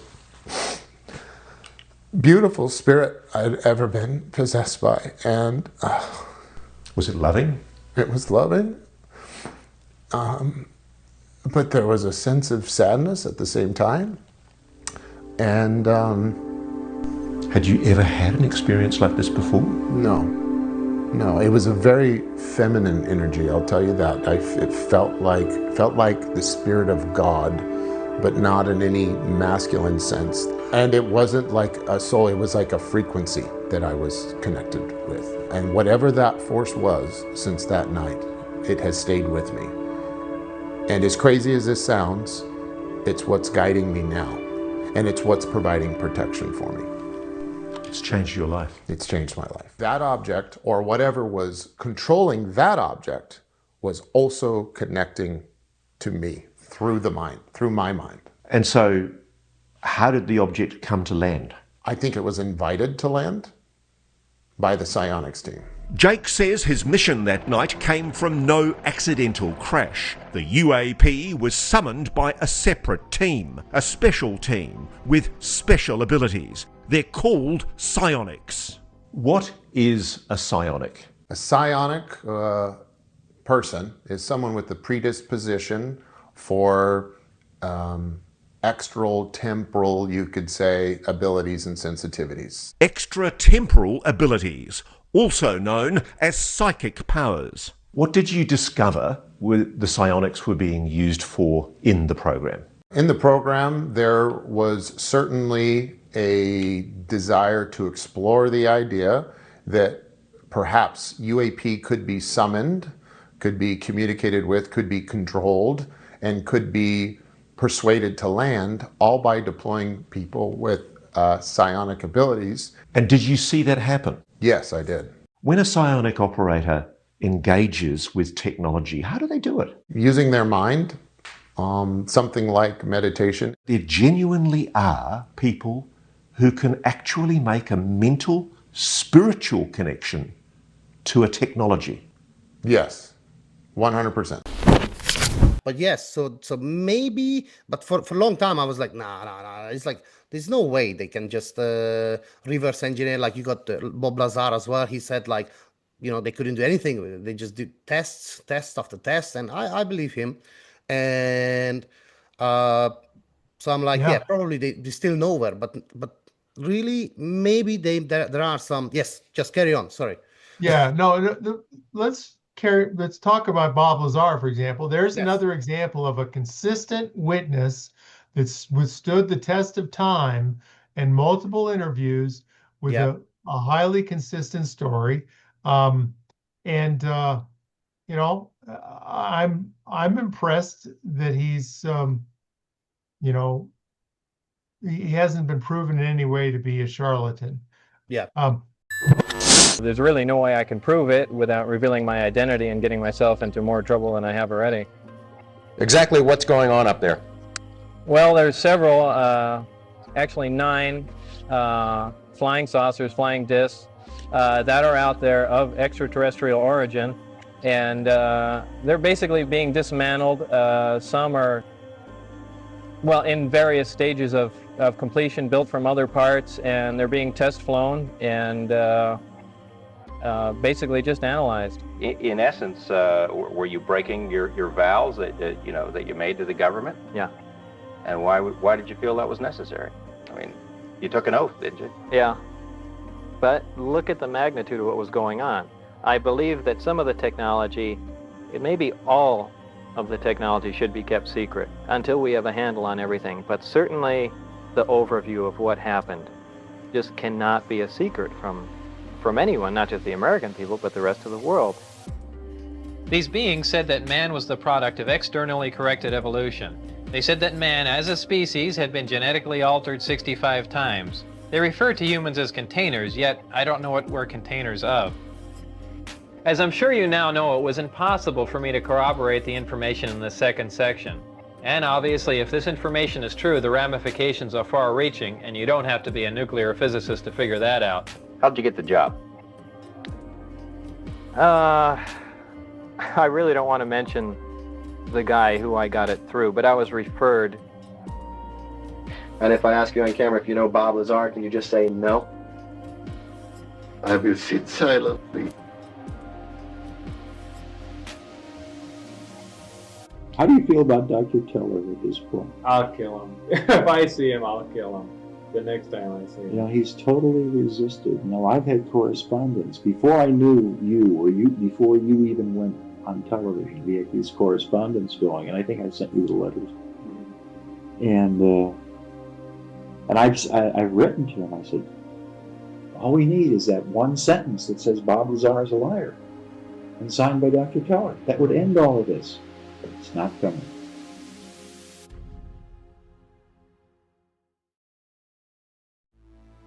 The power source is a reactor which uses this element 115 as its fuel. In this reactor, element 115 is used as a target and is bombarded with protons in a small particle accelerator. The reason I ask those questions that I'm wondering is, in other words, if you had other people to back you up and support you, I think it might lend more credibility to what you're saying.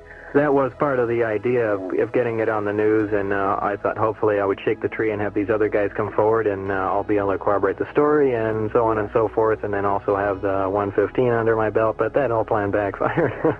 I understand you took some 115 home with you to do some testing on your... I obtained it, yeah. Did you document any of your testing? Yeah. You did? Yeah, the video, mostly videotape and things like that. John said it was stolen from you later. Last night he said... They stole it back. Stole it back, he said? Well, there's another level to that, but like I said, right now it's in private hands. Okay. There's a story that of something that happened that hasn't really been told, that you guys have not discussed in public, but at one point, this piece that Bob had was stolen, wasn't it? There was 3, and two were stolen. Bear me out on this, Gene, and then one we have no comment on. It was actually the second time when I saw the craft, when I got to enter it and look over it, and I finally realized what was going on, that this is an alien craft. It looked like, if anyone's familiar with the Billy Myers sightings, very astonishingly similar to that craft. It was a very sleek, thin-looking, flying saucer-shaped craft.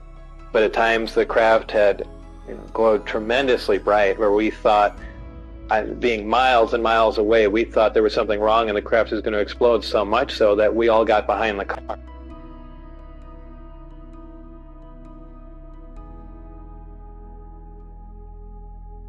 And I got out and set up that telescope right there.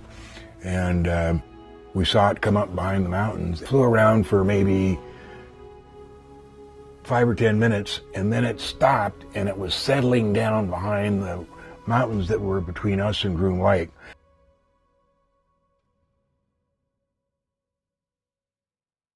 if you write the zip code number on the bottom of it, or NC-101 or something like that, or NC something, anyway, it gets to somewhere in the Navy. You know, as far as if there's a department of there, I don't know, but you know, that's the W-2 that I got sent, so. They directed me to the field office in Aberdeen, South Dakota, as a result of the first two digits where it says employer identification number 46 dash, the 46 ends up at Aberdeen, South Dakota. The results of that investigation, and I have it on tape, they said the W-2 is legit, and that's the term they used, legit. Can you tell me where this location is? And I showed him Bob Lazar's W-2, and he looked at it. Just a minute. He walks into the Admiral's, the two-stars office. He's in there maybe 40 seconds. He comes out. The Admiral will see you now. I go in there and I give him a sharp salute. Yeah. And he said, Sergeant, he's holding Lazar's W-2. I said, I don't know where you got this thing, but if I ever see your face cross the threshold of my office ever again, you'll be the most sorriest son of a bitch in NCO United States military. Do you understand, Sergeant? I said, yes, sir. With that, he puts Lazar's W-2 in the shredder. You're dismissed. Mr. Lazar's problem is of an emotional disturbance nature, really much more than the criminal nature. In reading everything here, I note that although it doesn't show a lot of income, we do have a W-2 form of record that shows that he worked for the United States Department of Naval Intelligence. Evidently, based on what you say, that affirms that Detective Bill Young, who investigated this, does not have any objection to probation. George said it would be a great idea to have Bob Lazar on. And on television, George says, what have you been up to, Bob? And Bob says, oh, I installed some security systems and computers and things for a local brothel. And then Needless to say, the police were listening that day, too. Apparently so. Judge Lehman, who's now departed, but he got the case. There was pressure put on him that some people showed up in his office about this case. That's absolutely... there's no other way to put it, because I actually saw the guys. They leaned on him. They wanted him to sentence Lazar to do some time. These guys came in and told the judge pretty much, this is what we need you to do. This is what you're going to do for us. And then as far as reverse engineering goes, we have some comments within the leaked Majestic documents about, for example, fiber optics. They have a description of these glass fibers with this cladding wrap around them, which is the key breakthrough in understanding how fiber optics work. Is this signal to noise ratio is reduced by having this cladding wrap around the glass fiber. And that was in 47, and fiber optics really was sort of invented in the early 50s. Yeah. And the history and origin of that those breakthroughs is worthy of investigation. Did they have classified government contracts, things like that? And I think the answer is yes, they did. Now, other things that Colonel Corso has highlighted, like fiber optics, but night vision goggles. Yes. Laser. Or camera. Or the integrated circuit. I don't think the transistor. That was number one, he said, yeah. Yeah. Research and development of the Army under General Arthur Trudeau, and he drew me back in and put me in charge of that and established a foreign technology division for me. And these were the artifacts on a crashed flying saucer, which we used the word applied engineering. Dr. Teller was still alive, knows he helped him. And we fed these things. He gave me the job of finding industry or scientists who were close to these items and feed us to them in normal R&D projects. And you're saying these items came from somewhere else? They came from a flying saucer that's coming from New Mexico. Roswell? Yeah, it's Roswell. Well, I think some came, it might be another crash, but these came from New Mexico and Roswell especially. And General Trudeau gave me the job of working out a program put these things out, feed them to industry, but there was provisions feeding it. They could have the patents, but they had to feed them out back to us as a competitive edge of the Army, and to the American people and the world if necessary. Like the Japanese interviewed me, and I told them we put the integrated circuit out, and we also gave it to you. And I told the Japanese this right at the interview at Roswell. Give me a little laundry list of the things that, the technologies that are at least partially responsible from the Roswell. Well, there's the number one was the integrated circuit. Number two in importance was laser, because I had some laser instruments also. Then fiber optics came out of this. The imaging devices or night viewing devices came from this. Some of the work we did on electromagnetism and the ICBMs and came from this. Now, you know, you get this flying saucer and you see all these little electronics. You can take out your microscope and, you know, look and say, wow, look at all these interconnections and everything, and I can see it. And they can get the idea of, well, we need to miniaturize, we need to interconnect. You can learn some things. And the metallurgist would have a field day of, you know, the whole notion of, for example, titanium aluminide or aluminum titanium is sort of suddenly comes on the field by this guy Cross in the 50s. And, you know, could that be a metallurgical example of reverse engineering? And at the same time, in a more modern context, we have these layered bismuth magnesium parts that are very thinly layered with iridium atoms spaced every one atom over, that the Sol Foundation is working on and Linda Moulton Howe worked on. And so of all the parts, the alleged parts. I think that was Linda got it somehow. Did she get it on post and then she sold it to Tom DeLonge, or what was the story? Yeah, exactly. Well, it was mailed to Art Bell. Oh, yes. Yeah, long ago, a famous radio. Yeah, he passed away. Right, and he gave it to Linda Howe, and Linda Howe sold some to, I think, Tom DeLonge, and then she sold a piece to the Sol Foundation, Gary Nolan and all that. The Stanford scientist, I'm trying to remember his name. Gary Nolan. Yeah, Gary Nolan, who's doing research on that. But nevertheless, she came and presented at the crash retrieval conferences in like 2006 or 7, this part, and said, well, here's what it is. I don't know how to make it. I don't know what it's good for. It's clearly not from planet Earth. Yeah. Working on reverse engineering, and there's not been any dramatic advances in my mind. But gravity control is the big one that I think we figured out.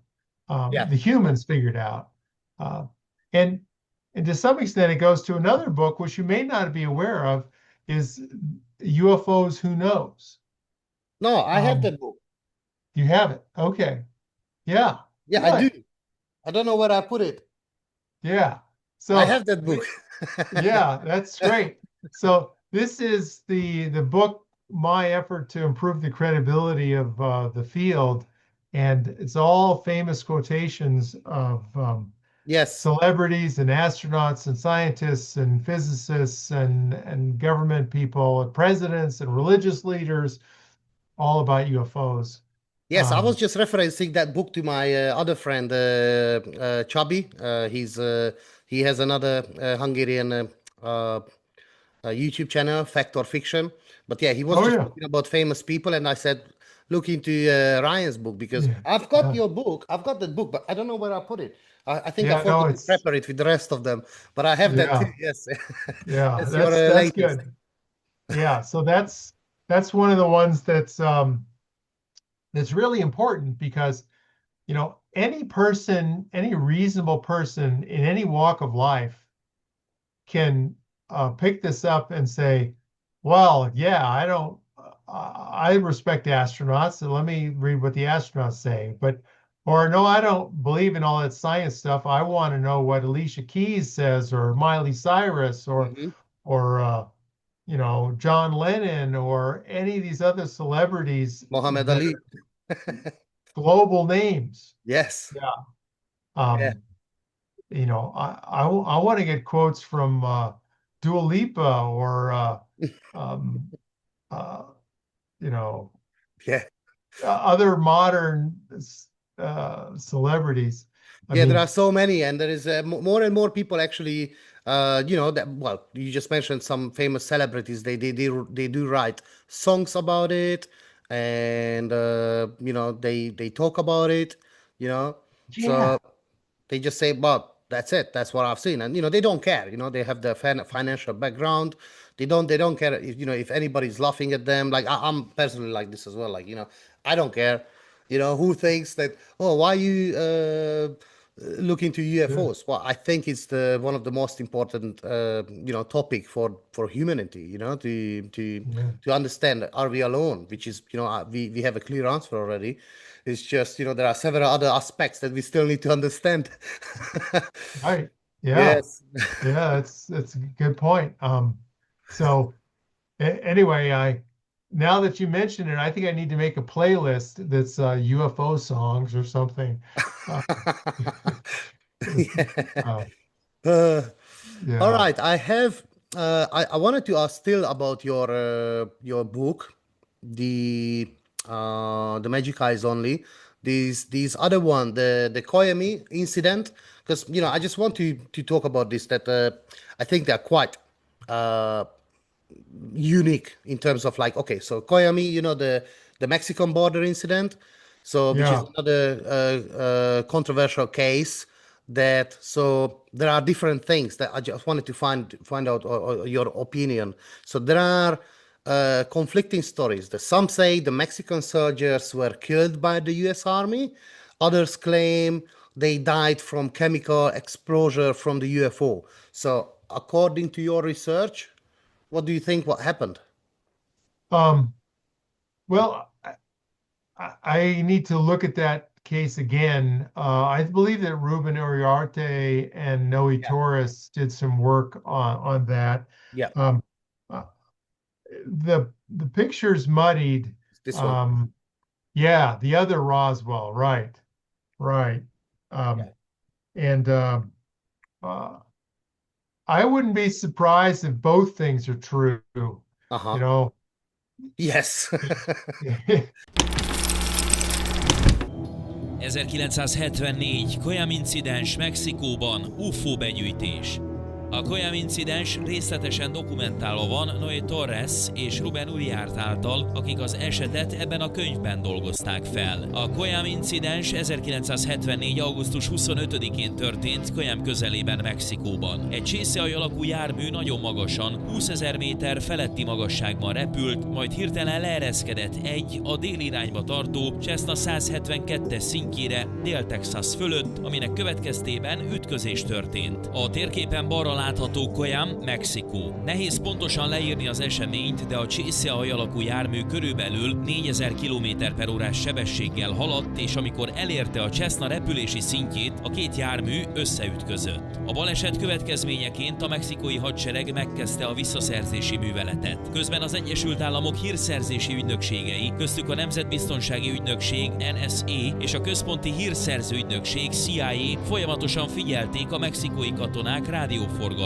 A jelenet a következőképpen nézett ki. A csészehaj alakú járművet egy traktor pótkocsijára helyezték, elől egy csapatszállító és egy jeep haladt. A konvoj haladt az egyetlen úton, amikor hirtelen megállt. A mexikói katonák halálos állapotban voltak, egyesek a kormánykerékre előrehajolva, félig bent, félig kilógva a járműből, mások pedig a földön feküdtek a járművek mellett. Minden mexikói katona hirtelen meghalt. Ruben és Noé szerint feltételezhető, hogy egy az emberekre mérgező biológiai ágens állt kapcsolatban a járművel. Két UH-1 helikopter és egy Sikorsky CH-53C Stallion érkezett érkezett a helyszínre. Az amerikaiak figyelemmel követték a mexikói katonák rádióforgalmát, így előre értesültek az esetről. A CH-53 Sea Stallion helikopterrel rögzítették a járművet, majd felemelték, és a járványügyi központ, a CDC atlantai központjába szállították. Az út során több alkalommal tankolniuk kellett, de végül odavitték, Ruben beszámolója szerint. A visszaszerzési műveletben 3 Bell UH-1 helikopter és egy CH-53 Sea Stallion vett részt. A helyszínen a CH-53 Sea Stallion helikopter látható a halott mexikói katonákkal a járműkonvoj mellett. A járművet már felemelték a pótkocsiról, és úton van a CDC központjába. Most egy 60 fokos szögből nézhetjük a jelenetet, mintha mi is ott lennénk és részesei lennénk ennek az eseménynek. Ezek az akciók képviselik a katonai hírszerzési és védelmi vállalkozói közösség legsötétebb titkait, mivel az amerikaiak gyakorlatilag más kormány orra elől lopják el az UFO-t. Ezek a katonai, ipari komplexum mélyen titkos, fekete programjai közé tartoznak. Nyilvánvaló, hogy ezeknek az információknak kongresszusi meghallgatások keretében kellene napvilágra kerülniük. Elég kutatási anyag és forrás áll rendelkezésre ahhoz, hogy nyomon kövessük ezeket a tanúkat. Ezek a tanúk elvezethetnek a feletteseikhez, akik aztán elvezethetnek azokra a föld alatti létesítményekbe, ahol a testeket, járműveket és törmelékeket őrzik. Az ilyen típusú bizonyítékoknak kongresszusi meghallgatások révén kellene elérhetővé válniuk, hogy nyilvánosságra kerülhessenek. Csak egyet kell nyilvánosságra hozni, csak egyet, amely valódi magyarázatot nyújtana. People say, we never really went to the moon, and that's faked. And I say, well, I think both things can be true. Is that we really went to the moon, we had astronauts on the moon, but they also had a fake outfit in Houston that in case the UFOs showed up and were front and center on the live camera, they could cut away to the fake version and provide some, cover. Yeah. So often there's two scenarios and they're both right. Recently, I heard, Chris Bledsoe, that, he has all these CIA, NSA, NGIA, Area 51 people visiting him, like Tim Taylor. I know that, Diana Pasulka refers to him as Tyler D, but, pretty much everyone that, involved in the UFO research, they know it's Tim Taylor. So anyways, according to Tim Taylor, I think Chris Bledsoe was saying, I believe him, and he was saying that his wife or his daughter was asking Tim Taylor in their house, like, has any of the astronauts have seen UFOs? And Tim said that all of them, they all saw UFOs. Is it correct that Tim Taylor briefed Barack Obama about what he'd witnessed at Bledsoe Ranch? Yes. So he briefed President Obama? And I have the napkin from the dinner table that he sat at. Oh, that was from Camp David, I From Camp understand. David, and Tim Taylor's the one that gave it to him. And does he say what President Obama's reaction was? He did not say. Because there is that interesting turning point with President Obama where he gave what I think is admirably one of the most forward statements by any president on UAPs, where he formally acknowledges that there is a there, there's a mystery there. Right. And it's quite a noble moment. Yeah. And I think it will go down in history. Did Tim give you any more detail? Can you give me any more detail at all about that? I need to stay away from that. Why? I mean, why not tell us? Well, I mean, obviously you know a lot more. Well, yeah, Tim's a ghost, I know he is. Why is he a ghost? Why is he so evasive? I was going to ask you if you could put a good word in for me. When you get the security clearances those guys have, National Reconnaissance Office, which I know the person that helped get him his clearance, right, at NASA, it's out of Houston. Those guys can't even go to the hospital without somebody with them to keep them. If they go on any kind of anesthetic, they're liable to talk. They can't leave the country. Yeah, it's funny. I've actually spoken to somebody who's had that happen to them. I thought that was an apocryphal story, and it really is the case. They send somebody as a security guard to make sure they don't start blabbing while they're being operated upon. Exactly. And if they test these guys every month or two, or random with lie detector tests. If they make one mistake, there's their career. So they're scared. So Tim avoids the public. Is it also true, because I've heard so many reportedly stories about you and what you've said. I want to hear it from you. I'd also read repeatedly that you've spoken to people from NASA who've told you that astronauts have witnessed UFOs and anomalous phenomena. All of them. My wife asked a NASA scientist that I write about, been at my house for 11 years, like a father figure to my children. She asked him one night, have the astronauts ever seen anything in space? He looked at her and said, all of them. Is that Hal Povenmire? He's died now, hasn't he? I'd heard that about Hal. Yep, yeah. 2019. He was a very, very senior NASA official. 59 So years. Hal Povenmire confirmed directly to your family that NASA did indeed have astronauts, all the astronauts saw. All of them. And it's funny because I can't say how I know this, but actually I can. The astronaut from Apollo 14, Edgar Mitchell, told a very, very good friend of mine, who's actually here, an Australian guy, that every single Apollo mission was followed to the moon and back from the moon. Yep. Were you ever told that? Yep. And a lot more. I was told there's structures on the moon.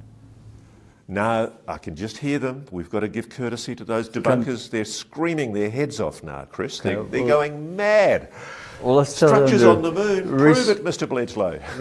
Well, I'm just passing down words from what this senior official from NASA, he wrote 18 books and he mapped the moon. He has the award for mapping the moon, so occultational grazing. So he's watching the top edge of the moon, right, or the sides, the perimeter.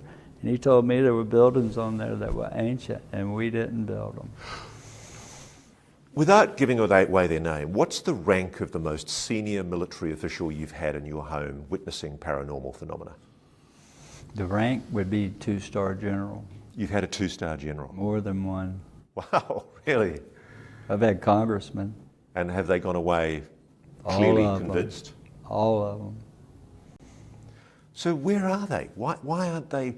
Well, I mean, what we're looking for on this issue is leadership. You and I both agree, I think everybody agrees, this cover-up is ridiculous. It's absurd. I think it's going away. I think that this new administration has put the ball in motion, and by next year, I think you're going to hear some things.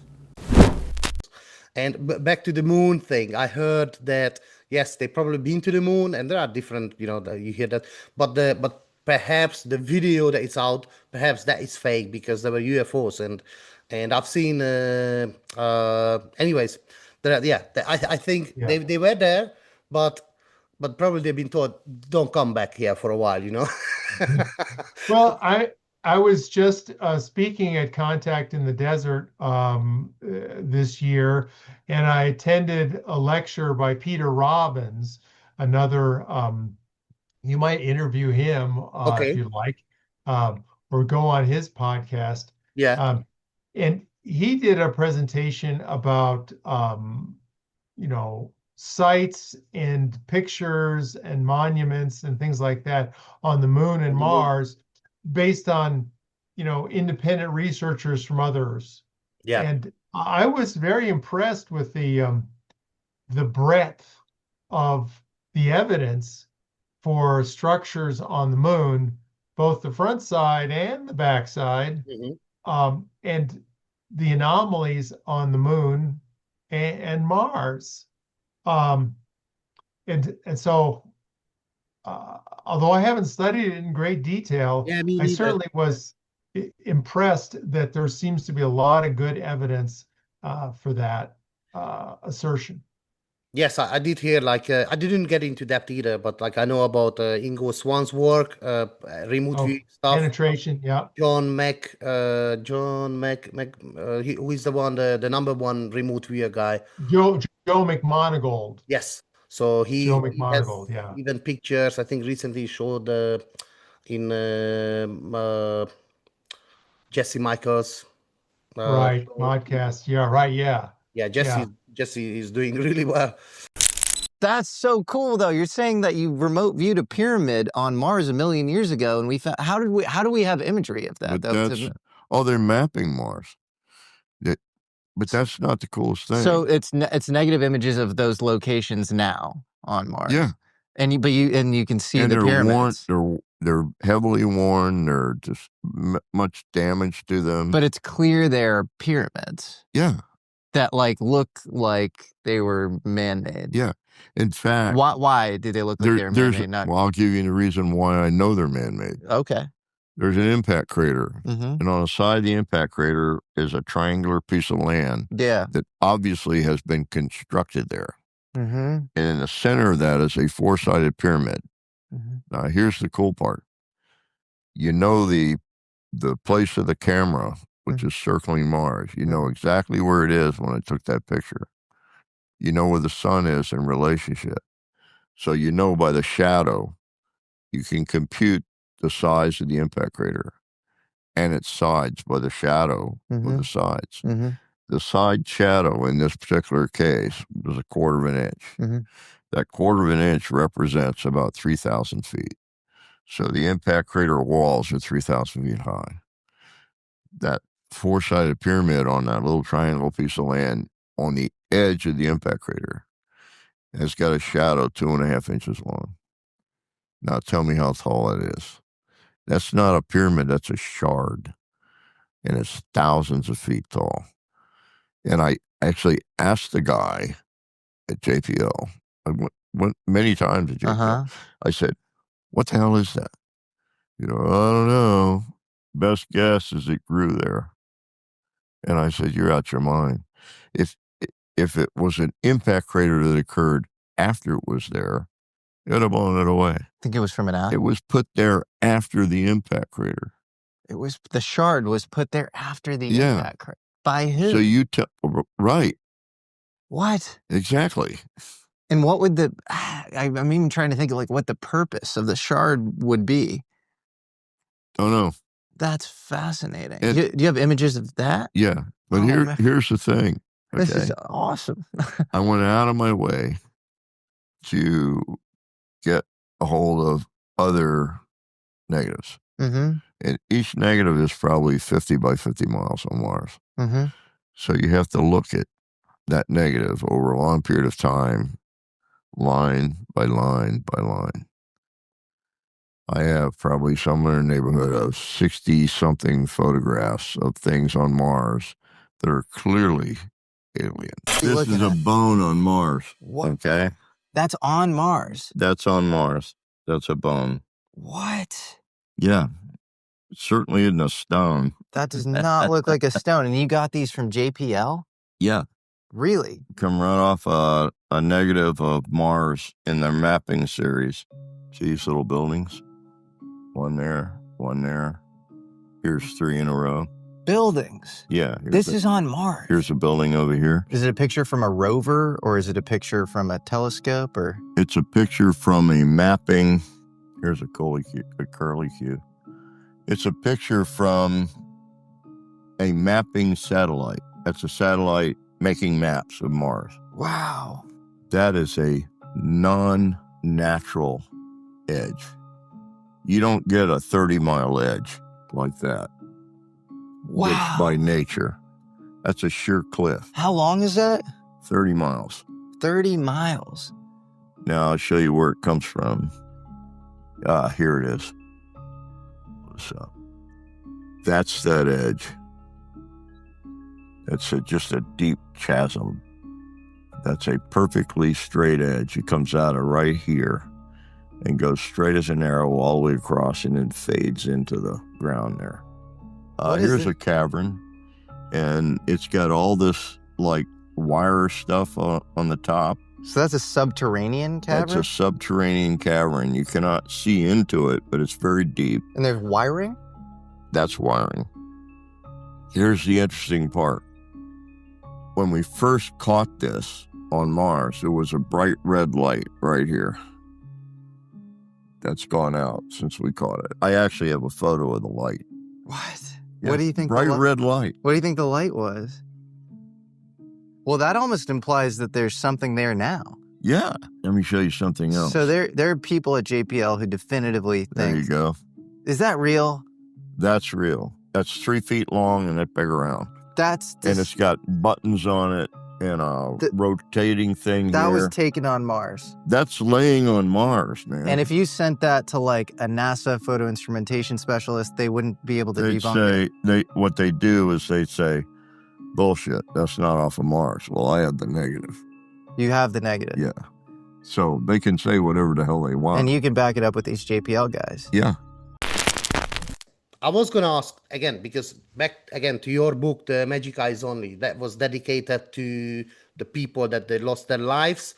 And again, here probably some people lost their lives, and there was either way, you know, even if they've been shot by the U.S. Army or NSA or CIA or whatever the subdivision, but there are so many people died, lost their lives because of crash recoveries, or perhaps working on trying to reverse engineer the craft, or they just, they were just too close to it, or they were talking about it. So according to your research, and obviously you dedicated the book for all these people, they lost their lives. What do you think? How many people probably lost their lives because of these? Yeah, that's a great question. I mean, the other one that I'll mention and then answer the question is the in the Roswell recovery, the Sandia engineering districts, or SED technicians from Kirkland Air Force Base and Sandia that were called out in July of '47 to the Roswell site. They showed up in their best chemical gear of 1947 to pick up the bodies, but got exposed to the bodily fluids or the situation and died of profuse bleeding of the nose and mouth, according to some of the Majestic documents, and some were sickened as well. So that's another case where their direct interaction with the alien biology caused their death. It's really hard to say. I'm sure that people got much better at handling the bodies nowadays. And so I think in the crash retrieval process, I think the answer is probably somewhere, but maybe a dozen or two may have perished. In the sort of trying to fly the craft or reverse engineer the craft, things like that. Maybe a few people perished or had, probably the biggest one is the post-traumatic stress, or the PTSD of just being exposed in the 50s to this topic. Maybe they committed suicide or things like that. And there's probably a lot like that. And then there's probably some, exposure problems of people, trying to do science with radioactive elements that, maybe, the Nazis certainly lost a lot of people trying to reverse engineer the 33 Magenta crash, probably, and doing science there, and others. But I would say overall, it's got to be hundreds that have lost their lives. And it might be thousands, let alone maybe they made operational craft and started to do test flights and take it exo-atmosphere and lost control of it on its way to the moon. Experimental flights, they lose a lot of test pilots. I'm just speculating, but it's mine. And thanks for bringing it up. I did dedicate it to those that lost their lives. I thought that was the right thing to do. No, that's yes. That is a very honorable thing. Yeah. Yes. Back to this part, actually, because the other way around. Let's look at the alien view. Alien or interdimensional entities, or NAG, whatever the new names now, EBEs, whatever, ETs. So, how long they gonna, or what's the deal here? Like, we're talking about here, like for us, it's definitely, there is no value, that it's like invaluable, each craft, because I was a network engineer for years, and I know about fiber optics. The fiber optics has laser in it as well, so this is Yep. the same technology actually. I had to buy these cables, and anyways, I was working with these high-end technologies like Cisco systems. Anyways, the point is these are super expensive stuff, so there's a lot of money behind. So these are definitely invaluable, that's the right word to say. These Invaluable, yeah. Invaluable, these crafts. But for them, do they not care? Because there are at least 100, or if not 200, or who knows how many, we still don't know, they have lost and we recovered, or we might have shoot them down. Even there are some bodies. Do they not, they don't care, or is it just like a normal thing? Like for them, they gonna come back for it? And sorry, I'm gonna go with this question a little bit further, because nowadays probably heard these, 2026, 2027, something's gonna happen. Jason, who was this guy? Jason. He has seen this blue alien guy. Anyways, he was I don't know his name now, but he was talking about in some podcast that he heard that something is going to happen between 2025 to 2030. Apparently, if we're not going to give these crafts back. So you heard the recording. That's how you found out about this non-human intelligence thing. Well, it was an active phone call. That's what I did on the red team that I was on for the program, because I'm monitoring for the Air Force. And in this case, I'm monitoring for the program. Can you say how the conversation went? Like, how did someone bring up non-human intelligence? What was like, was there any discussion before this non-human intelligence of UFOs at all, or aliens at all? Yeah, there was quite a few times. We had a scientist on the team. There was an officer. He was a nuclear scientist, and he was able to give us some insights and stuff like that, because we'd have some really strange things, like things that were turning at 90 degrees, and how do you not break that piece of machinery or not kill the occupants? And we were hearing stuff like that, and they had like very technical parameters that I cannot discuss, but they were talking about these, and we'd get the scientists to come and talk to us, and he'd say, oh yeah, that's this, and this. And so how does the conversation go where the non-human intelligence gets brought up? That was just like the two of them, that when I picked up the call and started the recording on it, there was some guy that was there at Right Pat, and apparently he had been talking to this Eben. And he said, yeah, up today's session, we got some more information you need to hear about. This is what is going to happen. He says that there's going to be another meeting, and that if we don't return the equipment and the prisoners, there's going to be some bad things happen. We have prisoners? Yes. This is what they said on the phone call. And the other guy's like, well, hey, what if we can't get them, to return all the equipment and the people? And the guy that had given the interview, he's like, you don't want to do that. And the guy's like, well, why? He said, if you don't, they're going to be put to death. And I was like, I literally stepped back for a minute, and I was like, what's going on here? So I had to finish out the call. They talked about sundry other things, just stupid stuff. Can you be a little bit more clear? Like, who is going to be put to death? The program folks that are responsible for keeping the tech that's not theirs, and also, doing things to these extraterrestrials. I haven't followed those predictions, and invariably predictions are really muddy.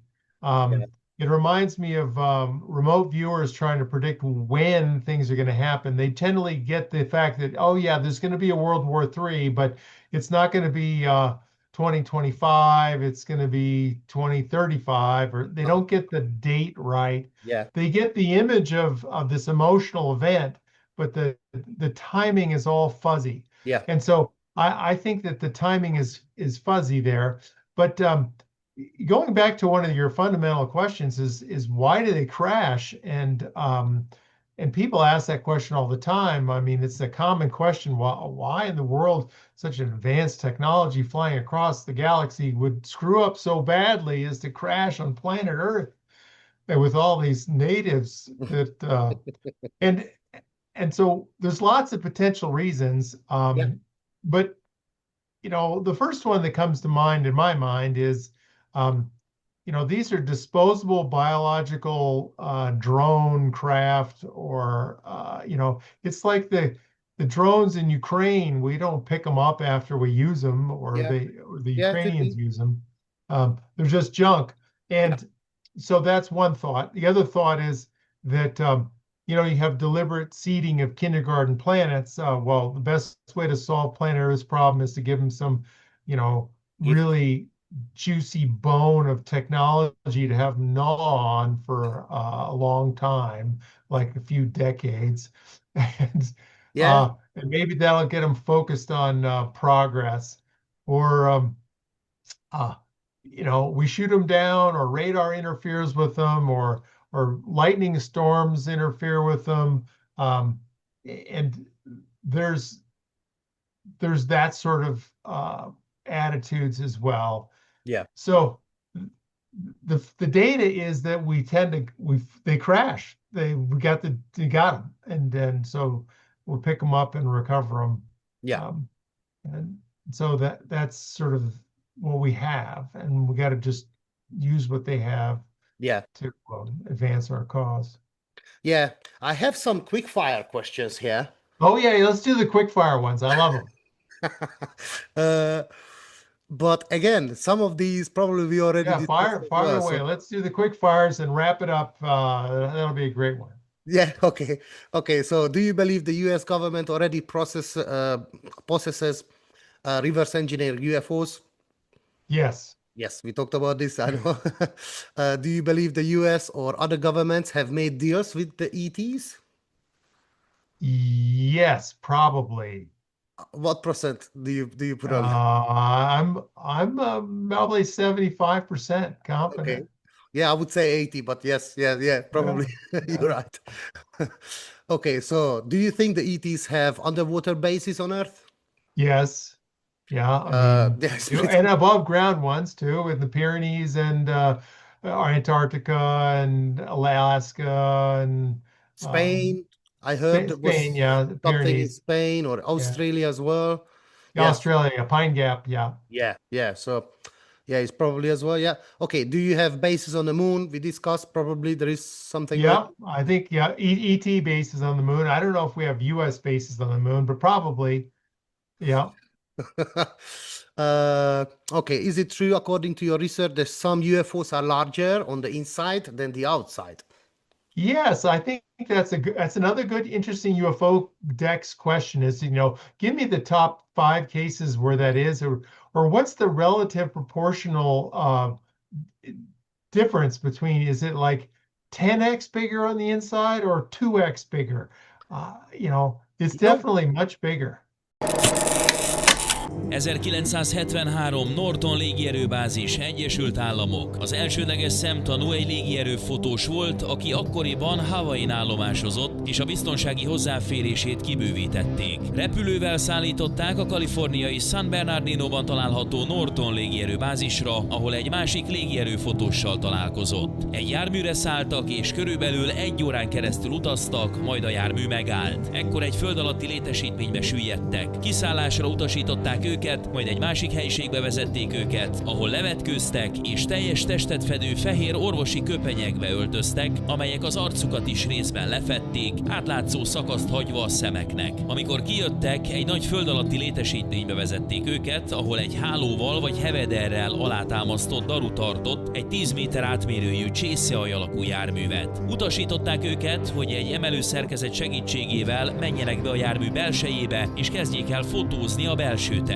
A szemtanú elmondta, hogy bár a jármű kívülről 10 méter átmérőjű volt, belépve úgy érezte, mintha 10-szer nagyobb lenne. Ha egy futballt teljes erőből eldobtam volna az egyik oldaláról, akkor sem értem volna el a másik oldalát. Ez arra utal, hogy a jármű belsejében valamilyen tér-idő, gravitációs vagy optikai torzítás működött, amely miatt a belső tér jóval nagyobbnak tűnt. A belső panelek és kijelzők fotózása után egy másik helyiségbe vezették őket, ahol 3 földön kívüli repülőtüli test boncolását kellett lefotózniuk. Ez a teljes beszámoló az esetről. Most belépünk ebbe a föld alatti létesítménybe. Látható a felső daru és a hálós alátámasztás, amely egy 10 méter átmérőjű csészealj alakú járművet tart. Itt egy részletesebb ábrázolás látható, majd belépünk a jármű belsejébe. Ez az ábrázolás szemlélteti, hogyan nézhetett ki a belső tér, amikor a tanú fotózta a jármű belső alkatrészeit és kijelzőit. Ez a beszámoló nem egyedi. Más esetek is arról számolnak be, hogy ezeknek a járműveknek a belső tere jelentősen nagyobbnak tűnik a külső méretnél. Travis Walton is hasonló élményről számol be, de ez egy másik történet. Több történelmi esetben is előkerültek ilyen beszámolók. Ahogy tovább haladunk, láthatjuk, hogy már az 1970-es években is felmerült az ilyen föld alatti létesítmények építésének terve. Az LA Times 1972. június 11-i számában megjelent cikkben elektromágneses felfüggesztéssel működő cső alagút ötlete szerepel, amely szerint Los Angelesből New Yorkba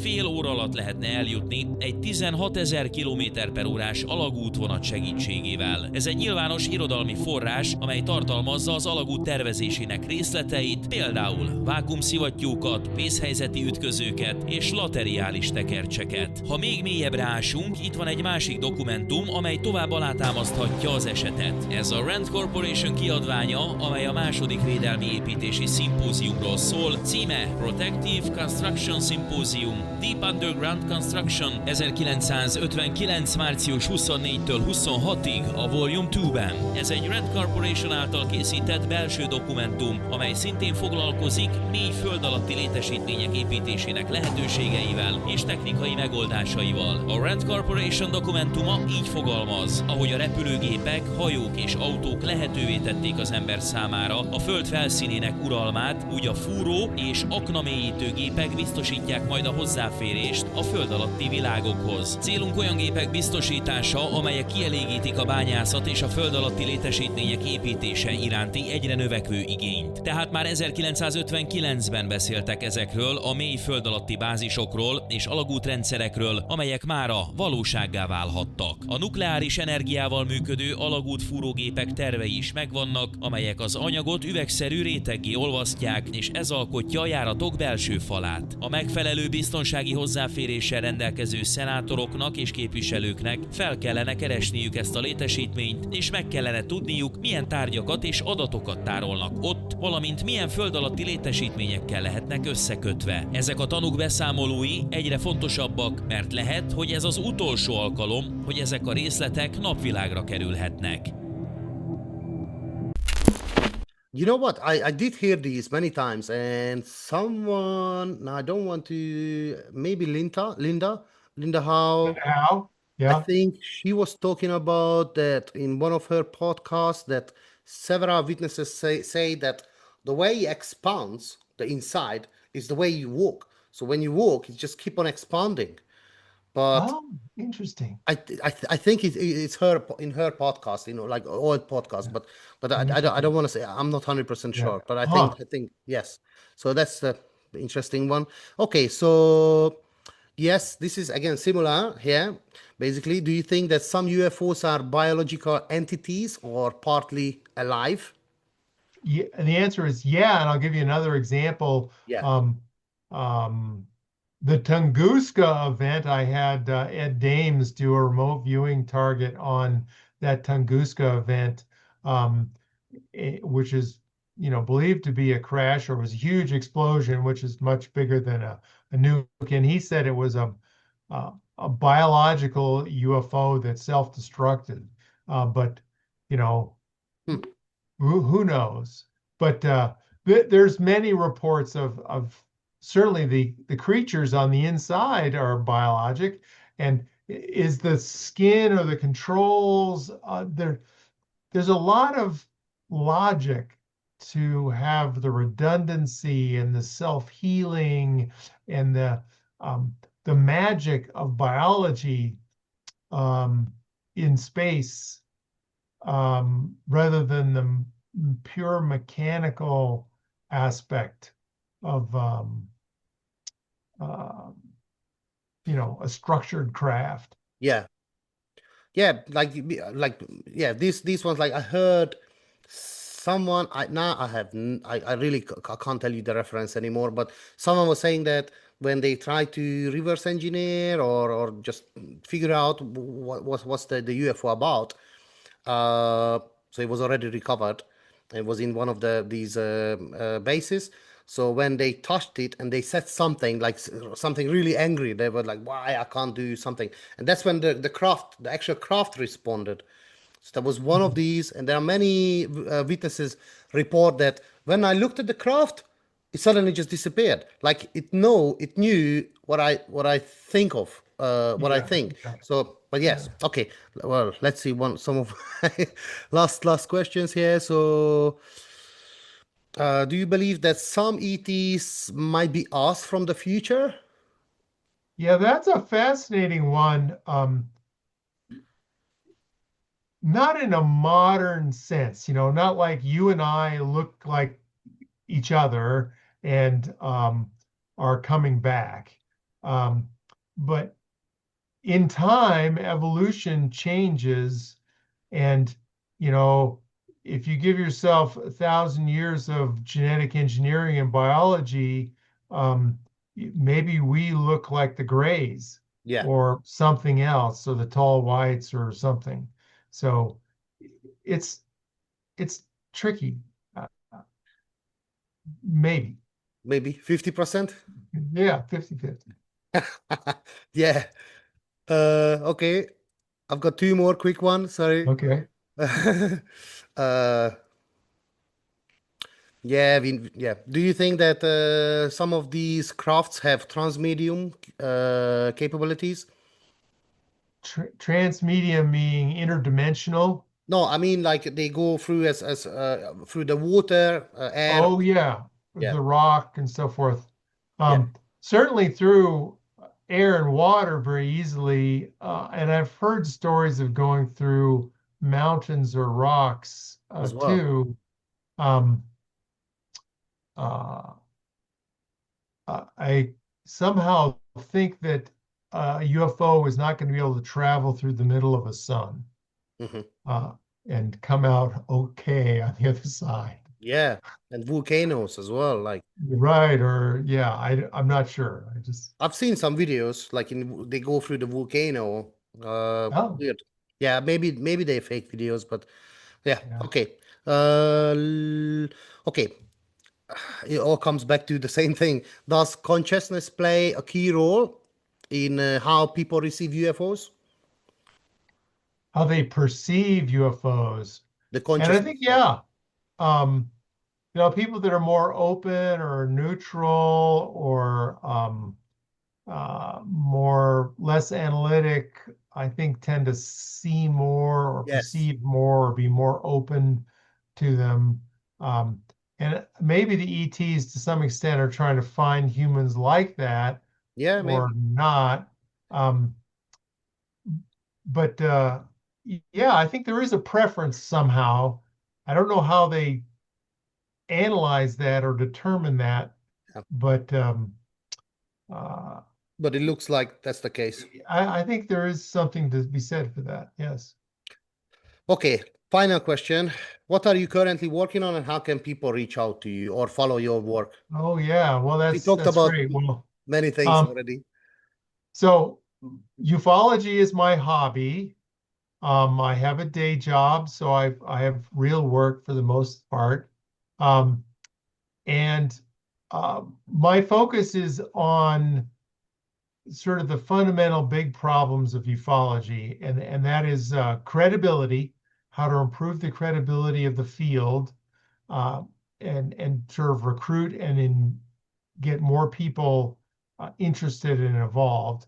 The other thing is leadership, trying to provide leadership to the community and get more people to do more of what you're doing, do podcasts, engage more countries, engage more citizens, and spread the word and understanding. And then finally, accelerate the money and the financial energy into the field. Because right now, probably $2 to $3 million is spent on everything in the world.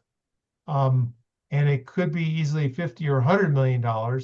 Yeah. And to do lots of useful, high quality work and investigations that would advance the cause and understanding. So those are the big three things. But primarily it's UFOdex and man-made craft that are occupying my thoughts. I'm sort of working on a book with Michael Schratt called Gravity Wars, the Silver Bullets of Aerospace. But, you know, I'm not making that much progress because I'm busy. Yeah. But he knows about many cases that it's probably man-made crafts. So I try to follow his work as well as much as I can. But yes, it's all a lot of time. Yeah. All right. Well, tremendous. And and people can reach me. You go to any of the websites, Majestic Documents or Magic, MAJIC, Eyes Only, or Special Operations Manual, or UFOs Who Knows, or the AI Ufologist. All of them have contact forms, and you can email me. Surprisingly, people don't email me. I don't get that much. You know, I'm not inundated with 100 emails a day. I get, 3. I don't know why. It doesn't take much time to process those. You are currently, I would say, you are definitely number one in terms of many things. Actually, it's not just about UFO crash recovery and reverse engineering expert like in the field, but you got the UFOdex. Like nobody has this tool. It's super. Cool. Right, exactly. And that's what we're going to win through intelligence dominance. And, how do you win wars? You have better intelligence than everybody else. And we're in a war against the government right now, or the secrets that are holding humanity back from joining the cosmic kindergarten. Yeah. So, anyway, all right. Thanks so much, David. Yes, Ryan. Thank you very much for being here. Thank you for your valuable time. So, thank you. Yeah. Thanks for your audience, and keep up the good work. Yes, thank you. Sziasztok, remélem tetszett az interjú. Ha így van, ne felejtsd el lájkolni a videót, feliratkozni a csatornára, és megosztani legalább egy ismerősöddel. Ezzel rengeteget segítesz a munkámban. Köszönöm, hogy végignézted, és további szép estét kívánok.